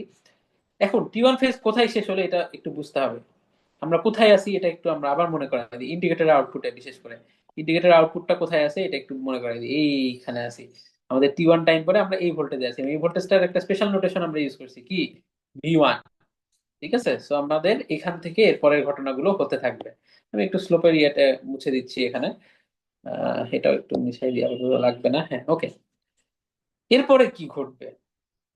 ওকে, সো এরপরের বিষয় আসলে তো সবই ডিফারেন্ট, আমি একটু সব ক্লিয়ার করে নিই। ক্লকটা আবার কোথায় গেছে বলতো? 000-তে চলে আসছে এখন ওভারফ্লো হওয়ার পর। এবং সুইচ এবার কার সাথে কানেক্টেড? এবার তো আর এটার সাথে না, এবার কানেকশন আমার এই মাইনাস ভি রেফারেন্সের সাথে। আচ্ছা, মাইনাস ভি রেফারেন্স মানে এখানে কেন মাইনাসটা দেওয়া, যে এটা যে একটা নেগেটিভ ভ্যালু, এটা ইনফোর্স করতে, এই এই ধারণাটা ইনফোর্স করতে। সো এই ভ্যালুটা আমার আমাদের যে ডুয়াল স্লোপের কনভেনশন সেই অনুযায়ী এখানে এটা একটা নেগেটিভ ভ্যালু হতে হবে, ধরো -5 -10 যেটাই হোক, এবং সেটা কিসের বেসিসে আসবে, মানে এই রেফারেন্স ভোল্টেজটার ভ্যালুটা মানে মাইনাস তো হবে, বাট সেই নিউমেরিক্যাল ভ্যালুটা কত সমান হবে, এটা কই থেকে ঠিক হবে? তো এটা হবে আমার সিগন্যালের ম্যাক্সিমামের সমান। আচ্ছা, তাহলে একটা জিনিস আমি বলছি যে এখানে আমরা ডুয়াল স্লোপে ইনপুট ভোল্টেজ সবসময় কি ধরে নিয়েছি, পজিটিভ না। তাহলে আমাদের অ্যানালগ কোন টাইপের অ্যানালগ সিগন্যাল গুলো শুধুমাত্র ডুয়াল স্লোপ দিয়ে প্রসেস করা যাবে বলো তো? আমার যাদের মিনিমাম হচ্ছে কি 0, কারণ নেগেটিভ ভ্যালু হওয়া যাবে না, আর ম্যাক্সিমাম একটা পজিটিভ ভ্যালু থাকে আর কি। তাহলে সেই ম্যাক্সিমামটাই আমার এখানে ওই ভি রেফারেন্সের নিউমেরিক্যাল ভ্যালুটার সমান, এবং সেই ভ্যালুটারই নেগেটিভ ভ্যালুটা এখানে রেফারেন্স ভোল্টেজ হিসেবে কানেক্টেড থাকবে। মানে ধরো একটা সিগন্যাল যদি হয় 0-10, তাহলে এই ভ্যালুটা হবে -10। এটাই আর কি। হোপফুলি বোঝা গেছে সবাই? ওকে, তাহলে এটা হইলে এখন ইন্ডিকেটরের আউটপুট কিভাবে চেঞ্জ হবে? তো ইন্ডিকেটরের ফর্মুলা তো আমার চেঞ্জ করার কিছু নাই। এটা কি ছিল, মানে এখানে তো আমরা ইনিশিয়াল ভোল্টেজ 0 ধরে নিছিলাম Q1 ফেজে, আর এখানে ইনপুট ভোল্টেজ ছিল, বাট এখন তো আর ইনপুট ভোল্টেজ নাই, এখন আছে আমার কি -V রেফারেন্স ভোল্টেজটা। আর এখানে ইনিশিয়াল ভোল্টেজ আর এবার 0 না, কত বলো তো? এবার যে আমার ইন্ডিকেটরের আউটপুট বের করব, সেখানে আমার ইনিশিয়াল বলতে অর্থাৎ T1 টাইমের ভোল্টেজ সেটা কত? এই যে এইটা না, এই ভোল্টেজটা না, V1 ভোল্টেজটা না। এবং V1 ভোল্টেজের এক্সপ্রেশনও আমরা কি দেখে আসছিলাম, এই যে -Vin/RC টাইমস ক্যাপিটাল T1। তো এই ভোল্টেজটাই কিন্তু এবার ইনিশিয়াল ভোল্টেজ হিসেবে কাজ করবে, এবং আমাদের ইন্ডিকেশন এবার শুরু হবে, টাইম লিমিটটা শুরু হবে কই থেকে, T1 থেকে। এবং কত দূর যাবে সেটা মানে কিভাবে ঠিক হবে এটা আমরা পরে বলবো, বাট ধরো সেটার একটা আমি নোটেশন নিয়ে নিলাম যে আমার ধরো টি টাইম পর্যন্ত যাবে, 0 থেকে টি হিসেবে টি টাইম পর্যন্ত এই পরের ফেজটা প্রোগ্রেস করবে। এবং এই ডিউরেশনটার আমি একটা নোটেশন ইউজ করলাম ক্যাপিটাল T2, ডিউরেশনটা T2 আর এন্ড পয়েন্টের কোঅর্ডিনেট টাইমের কোঅর্ডিনেটটা T, ঠিক আছে? সো আমার ইন্টিগ্রেশনের লিমিটটা কি রকম হবে? তাহলে আমি যদি ইন্টিগ্রেটর আউটপুট ভোল্টেজের এক্সপ্রেশনটা এখানেই লিখি আবার এই ফেজের জন্য, এটাকে T2 ফেজ বলা হয় ওই জন্য, যেহেতু T2 ডিউরেশন।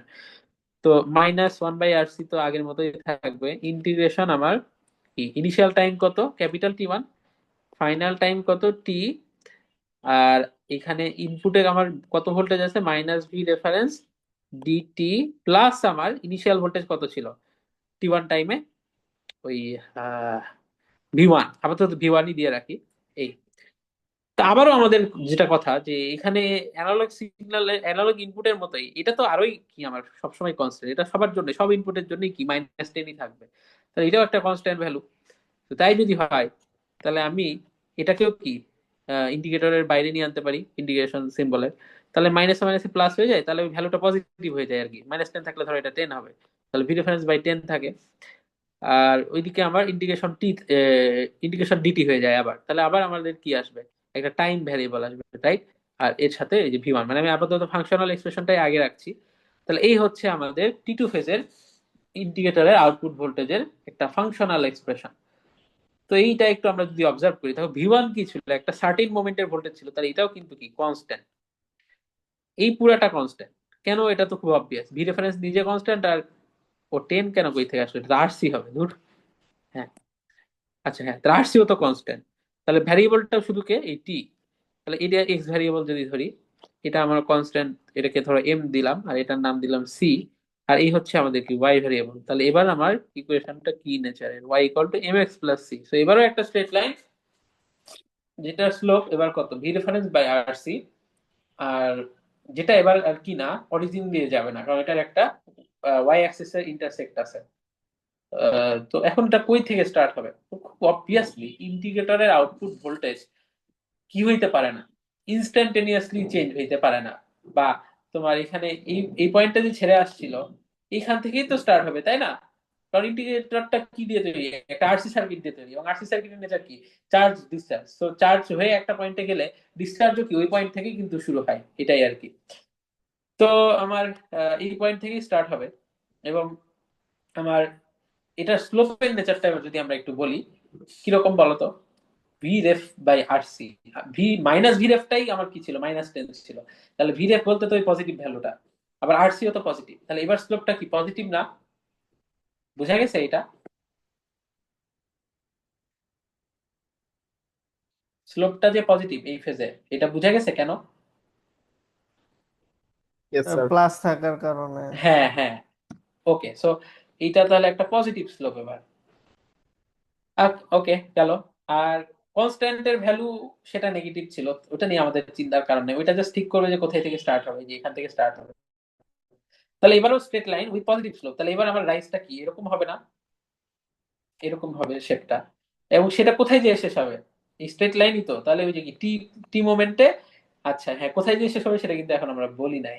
হ্যাঁ, এবারে এটা একটু বুঝতে আমাদের সার্কিটে যেতে হবে, মানে এটা কি চলতেই থাকবে যে এটা জিরো ক্রস করেও বাড়তে থাকবে কি না, বা কই শেষ এটা, সেটা বুঝতে আমরা এবার সার্কিটে যাব। তাহলে দেখো ইন্ডিকেটরের আউটপুট এখন কি পজিটিভ হয়ে গেছে না, ওটা স্লোপ পজিটিভ হয়েছে। দুইটা কিন্তু ডিফারেন্ট। ইন্ডিকেটর আউটপুট এখনো আমার কি আছে, নেগেটিভই আছে, কিন্তু আমার স্লোপটা যেহেতু পজিটিভ হয়েছে, এবার ভ্যালুটা নেগেটিভ ভ্যালু থেকে পজিটিভের দিকে আগাচ্ছে, মানে বা জিরোর দিকে আগাচ্ছে বেসিক্যালি। আগেই তো পজিটিভ হবে না, আগে তো জিরো হবে। নেগেটিভ থেকে আগে জিরো হবে, তারপর না পজিটিভের কথা আসে, বাট আগাচ্ছে তো।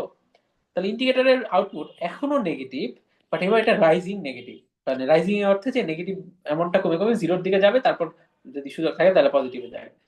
তাহলে আহ এই নেগেটিভের কারণে অপ অ্যাম্পের আউটপুট হাই থাকবে, কিন্তু কতক্ষণ এটা হাই রাখতে পারবে এটা আবার প্রশ্নের বিষয়, কারণ আগের বার কিন্তু নেগেটিভ দিকেই আমার স্ট্রেট লাইনটা বাড়ছিল, তাহলে ওখানে সবসময়ই থাকতো আগের ফেসে যতক্ষণ চলতো। বাট এবার যেহেতু এটা উঠতেছে, তাহলে এটা কতক্ষণ পর্যন্ত অপ অ্যাম্পের আউটপুটটা হাই থাকবে সেটা আমরা একটু বুঝি।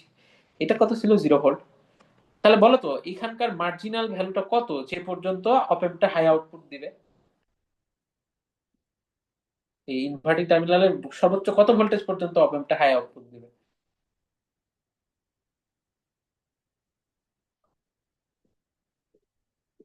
আচ্ছা আমি একটু বুঝতে সুবিধার জন্য একটু বলি। অপ অ্যাম্পটা হাই আউটপুট কখন দিচ্ছে? যে পজিটিভ টার্মিনালের ভোল্টেজ যতক্ষণ নেগেটিভ টার্মিনাল হচ্ছে বড়। এটা এখনো কেন হচ্ছে, কারণ এটা আছে জিরোতে, আর এটা এখনো নেগেটিভে আছে, বাট এটা আমার কি ভ্যালুটা বাড়তেছে, জিরোর দিকে বাড়তেছে। তাহলে কখন এই কন্ডিশনটা আর স্যাটিসফাই হবে না বলতো? প্রথম কখন?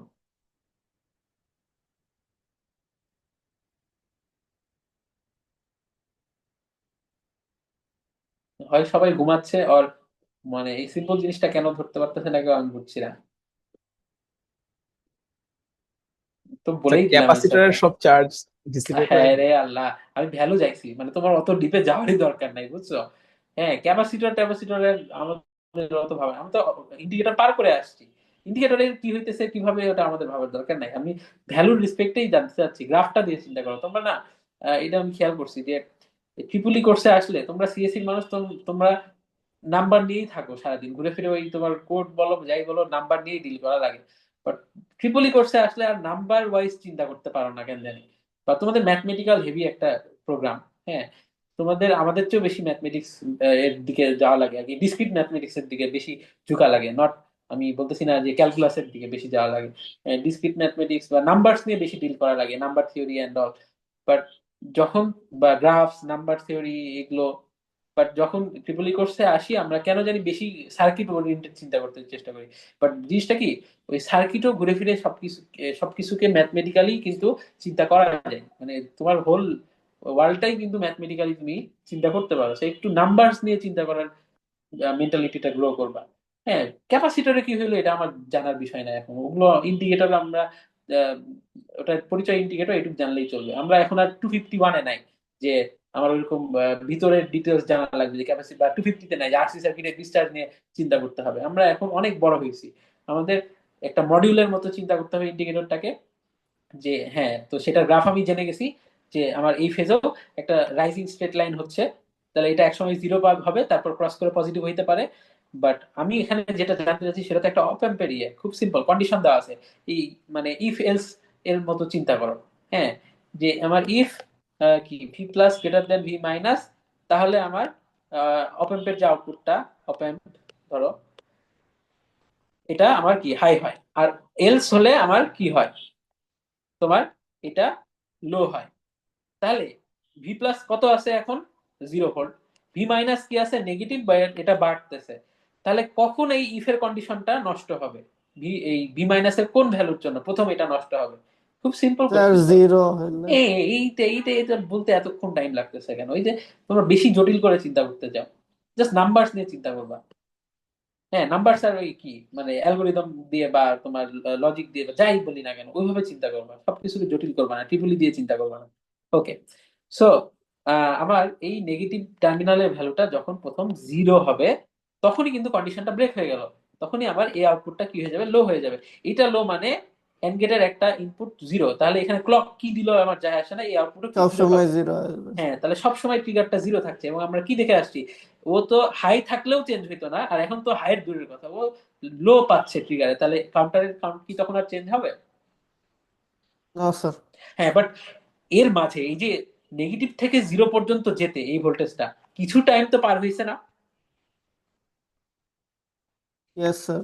এবং ওই টাইমটুকুতে কিন্তু অপ অ্যাম্পের আউটপুট ওই আগের ফেজের মতোই হাই ছিল, এবং তখন এটা সিএল কেই পাস করছিল, এবং তখন যতগুলো ক্লক পাস পাস হতে পারছে ওগুলোর জন্য কিছু কাউন্ট কিন্তু হবেই, মানে যদি নন জিরো ইনপুট হয় আর কি, সোজা কথা। হ্যাঁ, সো কিছু কাউন্ট কিন্তু হওয়ার চান্স আছে, এমন না যে এটা ট্রিপল জিরোর পরেই স্টাক হয়ে যাবে আর চেঞ্জ হবে না, কারণ একটা টাইম কিন্তু এখানে পাস হইতেই পারে। তো যেটা বোঝাতে চাচ্ছি যে কিন্তু এবার গ্যারান্টিড না এটা যে আগের মতোই ও ওই যে 8টা কাউন্ট কমপ্লিট করতে পারবে, কারণ এর আগেই এই নেগেটিভ ভ্যালুটা জিরোতে পৌঁছে যেতে পারে। কেন, কিভাবে? খুবই সিম্পল বিষয়। এই স্লোপের নিউমেরিক্যাল ভ্যালু আর এই স্লোপের নিউমেরিক্যাল ভ্যালু যদি সেম না হয়, মানে ধরো এইটার স্লোপ ছিল -5 আর এটার স্লোপ ধরো 8, তাহলে এটা কি ফাস্ট রাইজ করবে না? কিন্তু ইয়েস স্যার। ক্লকের ফ্রিকোয়েন্সি কি চেঞ্জ করছি আমরা কোথাও? ক্লকের ফ্রিকোয়েন্সি তো আগের মতোই। তাহলে এইটা -5 একটা স্লো মানে স্লোপ ছিল, তার অনেক টাইম পাইছে, অনেকগুলা কাউন্ট করার টাইম পাইছে, বাট এই 8 হচ্ছে অনেক ফাস্ট একটা বা হাই ভ্যালুর স্লোপ, তাহলে ডিউরেশনটাও কম পাচ্ছে। তাহলে কম ডিউরেশনে একই ফ্রিকোয়েন্সিতে তো সে কম কাউন্ট করতে পারবে, খুব মানে কমন সেন্সের বিষয়।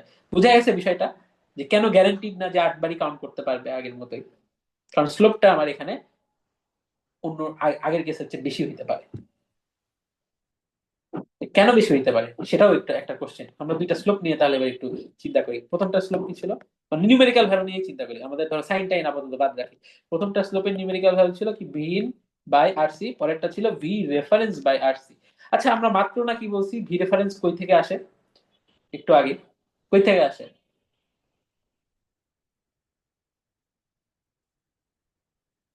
এই রেফারেন্স ভোল্টেজটা নিউমেরিক্যাল ভ্যালুটার পরিচয় কি ছিল? কেউ লেকচার ফলো করছে না, রেকর্ডিং দিয়ে দিও, তারপর যে পরীক্ষার আগে রাতে পড়বে, কিছু ঢুকবে না মাথায়, পরীক্ষা কুইজে মারা খাবে, মিডে মারা খাবে, সব জায়গায় মারা খাবে।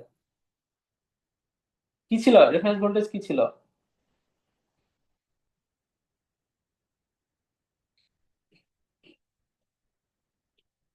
আচ্ছা, আমি বলি মানে গোল্ডফিশ মেমোরি আর কি, সবার যা বুঝলাম। তোমার সিগন্যালটার যে ম্যাক্সিমাম ভ্যালু সেটাই কি রেফারেন্স ভোল্টেজ ছিল না? এখন এটা কি অ্যানালগ ইনপুট, মানে স্যাম্পলড ইনপুট গুলো, তাহলে অ্যানালগ ইনপুট সর্বোচ্চ আমার কি হতে পারবে, ভিম্যাক্স এর সমান হতে পারবে, আর এছাড়া কি এর চেয়ে ছোটই হবে না? তাহলে ম্যাক্সিমাম যে ভ্যালুটা অ্যানালগের, এই অ্যানালগ ভোল্টেজটার, সেইটার চেয়ে ছোট ইনপুটের জন্য এই স্লোপটা কি এটার চেয়ে নিউমেরিক্যালি ছোট হবে না? এটুকু বুঝতে পারছো এখন? তো বলেই দিলাম। জি স্যার। হ্যাঁ, এটাই যে আমার ইনপুট আইদার সর্বোচ্চ ভিরেফ হইতে পারে অর তার চেয়ে ছোট হবে। তাহলে যে যে কেসগুলোতে ছোট হবে তখন তো ভিরেফি আমার কি বড়, তাহলে স্লোপের ভ্যালুটা বেশি, তাহলে সে ফার্স্ট হচ্ছে কি ওই নেগেটিভ থেকে জিরোতে চলে যাবে। সো ওই পুরা 8টা কাউন্ট করার টাইমই পাবে না। এখন কয়টা কাউন্ট করতে পারবে, অর্থাৎ আমার এই টি2 ডিউরেশনে আমার কাউন্ট কয়টা হবে সেটা আমার কিভাবে আমি বুঝবো, এটা একটু দেখা যাক। তো টি2 এর একটা তাহলে এক্সপ্রেশন লাগবে, তাই না? টি2 এর এক্সপ্রেশনটা কিভাবে আসবে এবার আমরা একটু দেখি। এখন তাহলে আমার পুরা টি2 ফেজটা কখন শেষ হয়ে যায়, যখন আমার ওই ভিউ ইন্ডিকেটরের আউটপুট ভোল্টেজটা কত হয়, এক্সাক্ট জিরো না? Yes sir. হ্যাঁ, তাহলে এটা জিরো বসাই দিলাম। এখন ভি নটের তো এক্সপ্রেশন আমরা বের করে রাখছিলাম, ওটা বসাই। কি ছিল এখন তো টি2 ফেজে V ref by R C times T plus ওই ভি ওয়ান এর এক্সপ্রেশন কি ছিল বসাও। তোমার মাইনাস কি V in by R C times টি1। এখন টি এর বদলে ধরো তুমি ওই ক্যাপিটাল টিটা বসাও। টি2 তো ডাইরেক্ট আসবে না, ওইটা তো ডিউরেশন, তো ওইটা তো টি থেকে টি1 কে বাদ দিলে টি2 পাওয়া যাবে। কেন, একটু গ্রাফে বোঝার চেষ্টা করো। এই পুরাটা হচ্ছে টি, ওটাই তো আমার লাস্ট মোমেন্ট যেখানে ওই যে জিরো হয়ে যাচ্ছে ভ্যালুটা। আর টি2 হচ্ছে টি থেকে টি1 বাদ দিয়ে যে ভ্যালুটা থাকে সেই অংশটা। তো ওটা তো ডাইরেক্ট আসবে না ইকুয়েশন থেকে, ডাইরেক্ট আসবে টি, কারণ আমরা জিরো থেকেই তো সব কাউন্ট করছি, মানে এই যে টাইমের জিরো ভ্যালু থেকে। তো আমার টি মানে ইন্টিগ্রেটর আউটপুট জিরো বসিয়ে যে সলভ করব, সেটার জন্য আমি টি এর যে ভ্যালুটা পাবো সেটা কিন্তু টি পাবো, নট টি2। পরে সেই টি থেকে টি1 বাদ দিলে আমি টি2 পাবো। ওকে, সো তাহলে টি বসালাম, তাহলে এইটা ইকুয়াল জিরো, তাহলে টি এর এক্সপ্রেশনটাই আনি, বা টি কে আমি এখানে এক্সপ্রেস করে দিতে পারি যে কি টি1 প্লাস তোমার কি টি2, যেটা ইচ্ছা। তো বাট আগে ধরো এখানে আরসি কাটাকাটি করি আর কি, সবচেয়ে প্রথমে যেটা করা যাচ্ছে। তাহলে ভি রেফারেন্স বাই আমার ইন্টু আমার কত টি মাইনাস আমাদের V in into T one equal to zero. আচ্ছা না, আমি মনে হয় একটু ভুল বলে ফেললাম, মানে এই যে টি এর ব্যাপারটা আমরা ইন্টিগ্রেটরের ইনিশিয়াল ভোল্টেজ বসাই ফেলছি না। হ্যাঁ, তাহলে না না না, তাহলে আমার টি আসবে না, টি2ই আসবে। কারণ ওইটা আমরা মানে দুইটা অপশন থাকে, তুমি ইন্টিগ্রেটরের যে লিমিটটা সেটা কি টি1 থেকে তো টি, তো তখন তুমি ওইদিকে ইনিশিয়াল ভোল্টেজটা যদি আলাদা করে প্লাস দিয়ে না লিখো, তখন তোমার এই লিমিট দুইটাই বসে। আর তুমি যেহেতু আমরা যেহেতু এখানে বসাইছি এই মানে ইনিশিয়াল ভোল্টেজটা ভি1 বসাই রাখছিলাম, হ্যাঁ, তো তখন আমার এইখান থেকে আবার ইনিশিয়াল ভোল্টেজ আসবে না। সো ওই ওই জন্য তখন এটা টি না, এটা তখন টি2ই চিন্তা করা যায়। হ্যাঁ, জাস্ট ইন্টিগ্রেশনের লিমিট বসানোর মেথডের ডিফারেন্স আর কিছু কথা। তো এটা টি2ই হবে। আচ্ছা, এখানে তো টি2। হ্যাঁ হ্যাঁ, তাহলে আমার টি2 এক্সপ্রেশন কি আসে একটু দেখি আমরা। টি2 আসে আমাদের তোমার হয়ে গেল। আচ্ছা, ভি ইন বাই কত ভি রেফারেন্স টাইমস আমার টি1। আচ্ছা, আমার বইয়ে মনে হয় ছোট হাতের টি1 আর টি2 আছে। এটা আসলে ম্যাটার করে না, তুমি যেটা ইচ্ছে ইউজ করতে পারো, আমার এত তো খেয়াল থাকে না, মানে আর তো মানে অত বই দেখা হয় না ওইভাবে। তো আমি ক্যাপিটাল ইউজ করছি, বাট এটা হয়তো পরীক্ষা হলে ছোট টি1 টি2 থাকতে পারে, ওইটা ইস্যু না। বাট টি1 মানে এই প্রথম ফেজটা, আর টি2 মানেই সেকেন্ড ফেজটা। তো হ্যাঁ, তাহলে দেখো টি2 এর এক্সপ্রেশন আসলো এইটা। আচ্ছা, এবার আমি যদি তোমাকে জিজ্ঞাসা করি যে হ্যাঁ, তাহলে এবার আমাকে বলো যে এই টি2 টাইমে ক্লকটা কয়বার কাউন্ট করবে, কিভাবে বের করব। খুব সিম্পল, আমার ওই আহ, ঐকিক নিয়ম বা ইউনিটারি মেথডেই বের করা যাবে। আবার আমরা ক্লক পালসের বিষয়টাতে যাই। এবার কাউন্টারটা কয়বার কাউন্ট করবে সেটা, কাউন্টার এক ক্লক পালসে অর্থাৎ কি আমার টিসিএল কে টাইমে কয়বার কাউন্ট করে আমরা দেখছি একবার। তাহলে 1 সেকেন্ডে কয়বার কাউন্ট করে, ওই ফ্রিকোয়েন্সির সমান, তাই না, 1/TCL কে, খুব সিম্পল, বা এতবার। তাহলে এখানে টাইম কতটুকু পাচ্ছে কাউন্ট করার জন্য টি2 ফেজে, টি2 সমান, তাহলে কি টি2 টাইমে কাউন্ট করে কি 1/TCL কে টাইমস আমার টি2 বার। বুঝা গেছে?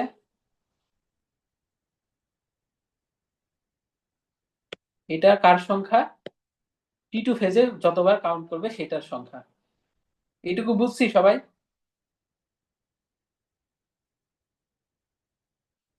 আর ওই তো যে ফ্রিকোয়েন্সি দিয়ে আর কি গুণ করে টাইম। দিলেই হয়তো, হ্যাঁ, বাট আমি একটু ঘুরায় আনলাম, যাতে মানে ইউনিটারি মেথডে আনলাম, যে যাতে মানে যারা ফ্রিকোয়েন্সি দিয়ে গুণ করলে এটা বুঝবে না তাদের জন্য আর কি পুরো কথা।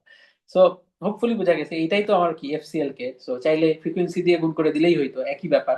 হ্যাঁ, বাট অনেকের ওইটা ওইভাবে আনতে হয়তো সমস্যা হয়, তো আমি ইউনিটারি মেথডেও দেখাই দিলাম।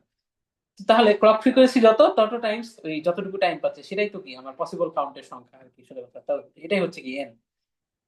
তো এই এনটা আমার, দেখো তো টিসিএল কে কি কনস্ট্যান্ট না, কারণ ক্লকের পিরিয়ড বা এফসিএল কে যদি বলি, ক্লকের পিরিয়ড বা ফ্রিকোয়েন্সি চেঞ্জ হবে না।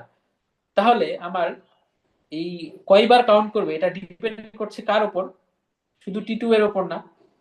আচ্ছা, এবার টি2 কার উপর ডিপেন্ড করছে, দেখো তো টি1 কি আমার চেঞ্জ হবে। আমরা কি বলে আসলাম ওই টি1 ফেজে, যে সব ইনপুটের জন্যই সে 8বার কাউন্ট করবেই, এবং তখনকার ওভারফ্লো বিটটা হাই হবে, এবং তখনকার টি1 ফেজটা শেষ হবে।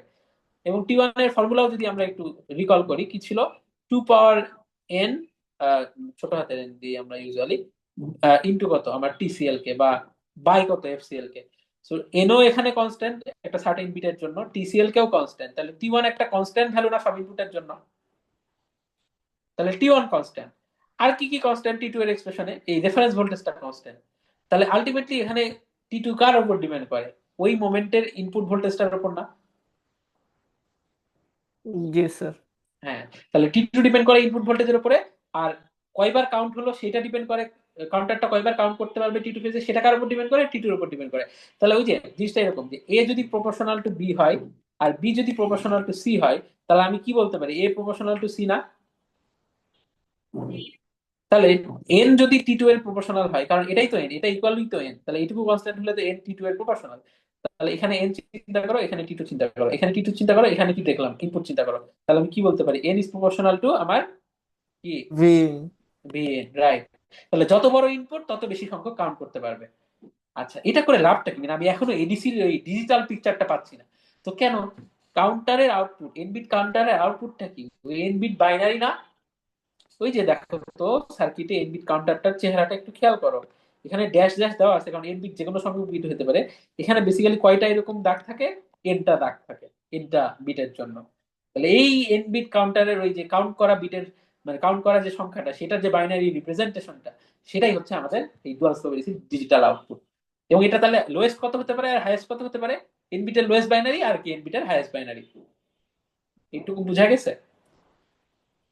লাস্টের পার্টটা আর একবার মানে একটু। এন বিট কাউন্টারের আউটপুটটা কি? ওই তোমার এন বিটের বাইনারি নাম্বারটা যত পর্যন্ত Yes, সে sir. কাউন্ট করলো। হ্যাঁ, সো 3 বিট হইলে ধরো 000 থেকে কি 111 পর্যন্ত কাউন্ট স্যার করতে পারে। তার আগের পার্টটা স্যার। তার আগের পার্ট বলতে তো ওই যে প্রপোর্শনাল রিলেশন বুঝালাম। ওইটার পরে আর কি আর একটা কথা বলছিলাম। কি বলছে আমিও ভুলে গেছি। মানে সোজা কথা, এন মানে টি টু ফেজে কাউন্টারটা কয়বার কাউন্ট করে সেটা ডিপেন্ড করে ইনপুট ভোল্টেজের উপর। ইনপুট ভোল্টেজ কত থেকে কত পর্যন্ত হতে পারে? 0 থেকে ভি রেফারেন্স পর্যন্ত না? Yes sir. হ্যাঁ, হ্যাঁ, তো এই তো এটাই যে আমার তাহলে মানে ওই তো জিরো মানে মিনিমাম, মিনিমামের জন্য তাহলে সে কোনোই কাউন্ট করবে না, ট্রিপল জিরো থাকবে। ম্যাক্সিমাম হচ্ছে কি ভি রেফারেন্স হইলে তো টি টু ইকুয়াল টি ওয়ান হয়ে যায়, ওগুলো তো আমরা পরে আসবো। ম্যাক্সিমাম তাহলে ওই ভি রেফারেন্স যদি হয় তখন ধরো ওই যে কাউন্ট কি ট্রিপল ওয়ান পর্যন্ত হবে, এর বাইরে তো কাউন্ট করতে পারবে না কাউন্টারটা। বাট এর এর মাঝের ইনপুটের জন্য মাঝের কোনো একটা ভ্যালু পর্যন্ত সে কাউন্ট করতে পারবে। সো সেই কাউন্ট করা সংখ্যাটার বাইনারিটাই হচ্ছে আমাদের ডিজিটাল আউটপুট। মানে আমার এডিসি স্টাডি করছি না, তাহলে আমার ডিজিটাল পিকচারটা তো এখানে কোথায় সেটা তো বুঝতে হবে। সো এই ওটাই বললাম যে ইনবিট কাউন্টারের ওই কাউন্ট করা সংখ্যার বাইনারি যে রিপ্রেজেন্টেশনটা, সেটাই হচ্ছে আমার এই এডিসি ডুয়াসলোভ এডিসিটার ডিজিটাল আউটপুট। এ পর্যন্ত বুঝছি সবাই? Yes sir. আচ্ছা, হয়তো কিছুটা এখনো ঘোলাটে আছে, বাট আজকে আমাদের টাইম শেষ। ওই ম্যাথ গুলো যখন দেখবো দিয়ে আরেকটু আমরা আহ, তাহলে পুরো গ্রাফটা একটু জাস্ট দেখায় শেষ করে দিই। ওই যে ইন্টিগ্রেটেড আউটপুটের গ্রাফটা কোথায় শেষ হবে? ওই যে এই পর্যন্ত। আচ্ছা, এটা তো দেখাইছি। হ্যাঁ, তো এটাই যে আমরা ম্যাথটা দেখে যখন একটু আরো ইয়ে করবো, ইনশাল্লাহ অফলাইনে আরো সুবিধা হবে, তখন আরো ক্লিয়ার হবে। বাট আপাতত এইটুকু একটু নিজেরা বই থেকে হোক বা ভিডিও টিউটোরিয়াল তো নাই ভালো, যাই হোক বই থেকে একটু পড়ে নিবা, থিওরিটা যেন একটু রিফ্রেশ করে আসবা, নাহলে কালকে আবার যাতে আমাদের মানে পরশুদিন যাতে আমাদের আবার থিওরি না পড়ানো লাগে, আমরা কিন্তু ডাইরেক্ট ম্যাথেই যেগুলো যাবো এবং ম্যাথ দিয়ে এই বাকি কনসেপ্ট ক্লিয়ার করার চেষ্টা করব। তো ঠিক আছে, এ পর্যন্তই। বুধবার ইনশাল্লাহ অফলাইনে দেখা হবে। আচ্ছা, কারো কি অ্যাটেন্ডেন্স মিস গেছে? আমার গেছে স্যার। আমার এসে নাম? আচ্ছা, স্যার, আগে সাফকাত। তাহমিদা আহমেদ, আমার অ্যাটেন্ডেন্সটা কি দেওয়া হয়েছিল? তাহমিদা আহমেদ কই? আহ 1 মিনিট। হ্যাঁ, দেওয়া হয়েছে। তারপরে কে? আনুষ্কা আহমেদ। আচ্ছা, আনুষ্কা। আহ, আচ্ছা, তো স্যার 10 নম্বর হ্যাঁ, সিরিয়াল সাফকাতুর রহমান। ওকে। 10 নম্বর সিরিয়াল শফকাতুর রহমান দিয়ে দিলাম। হ্যাঁ, ঠিক আছে। আর কারো বাকি আছে? স্যার বর্ণিল বড়ুয়া। বর্ণিল বড়ুয়া। স্যার দিয়েছি। আর কে? হ্যাঁ, বর্ণিল বড়ুয়ার পর কে? আর মোহাম্মদ মেহেদী হাসান। মোহাম্মদ মেহেদী হাসান। আচ্ছা, মেহেদী হাসান দিলাম। তারপরে আর স্যার আরেকজন ফাইরুজ বলছিল লাবিবা। ফাইরুজ লাবিবা। হ্যাঁ, দিয়েছি। আর কেউ বাকি আছো? আমি একটু যারা বাকি আছে কল করতেছি। ইরফানুল হক, তারপরে সিনথিয়া জাহান, না সরি সিনথিয়া জাহান আছে, অন্তর্নাথ, মুন্তাসির মাহমুদ, সহমত নুরাইন, তারপরে প্রেজেন্ট। আচ্ছা, তারপরে নূর রিফাত,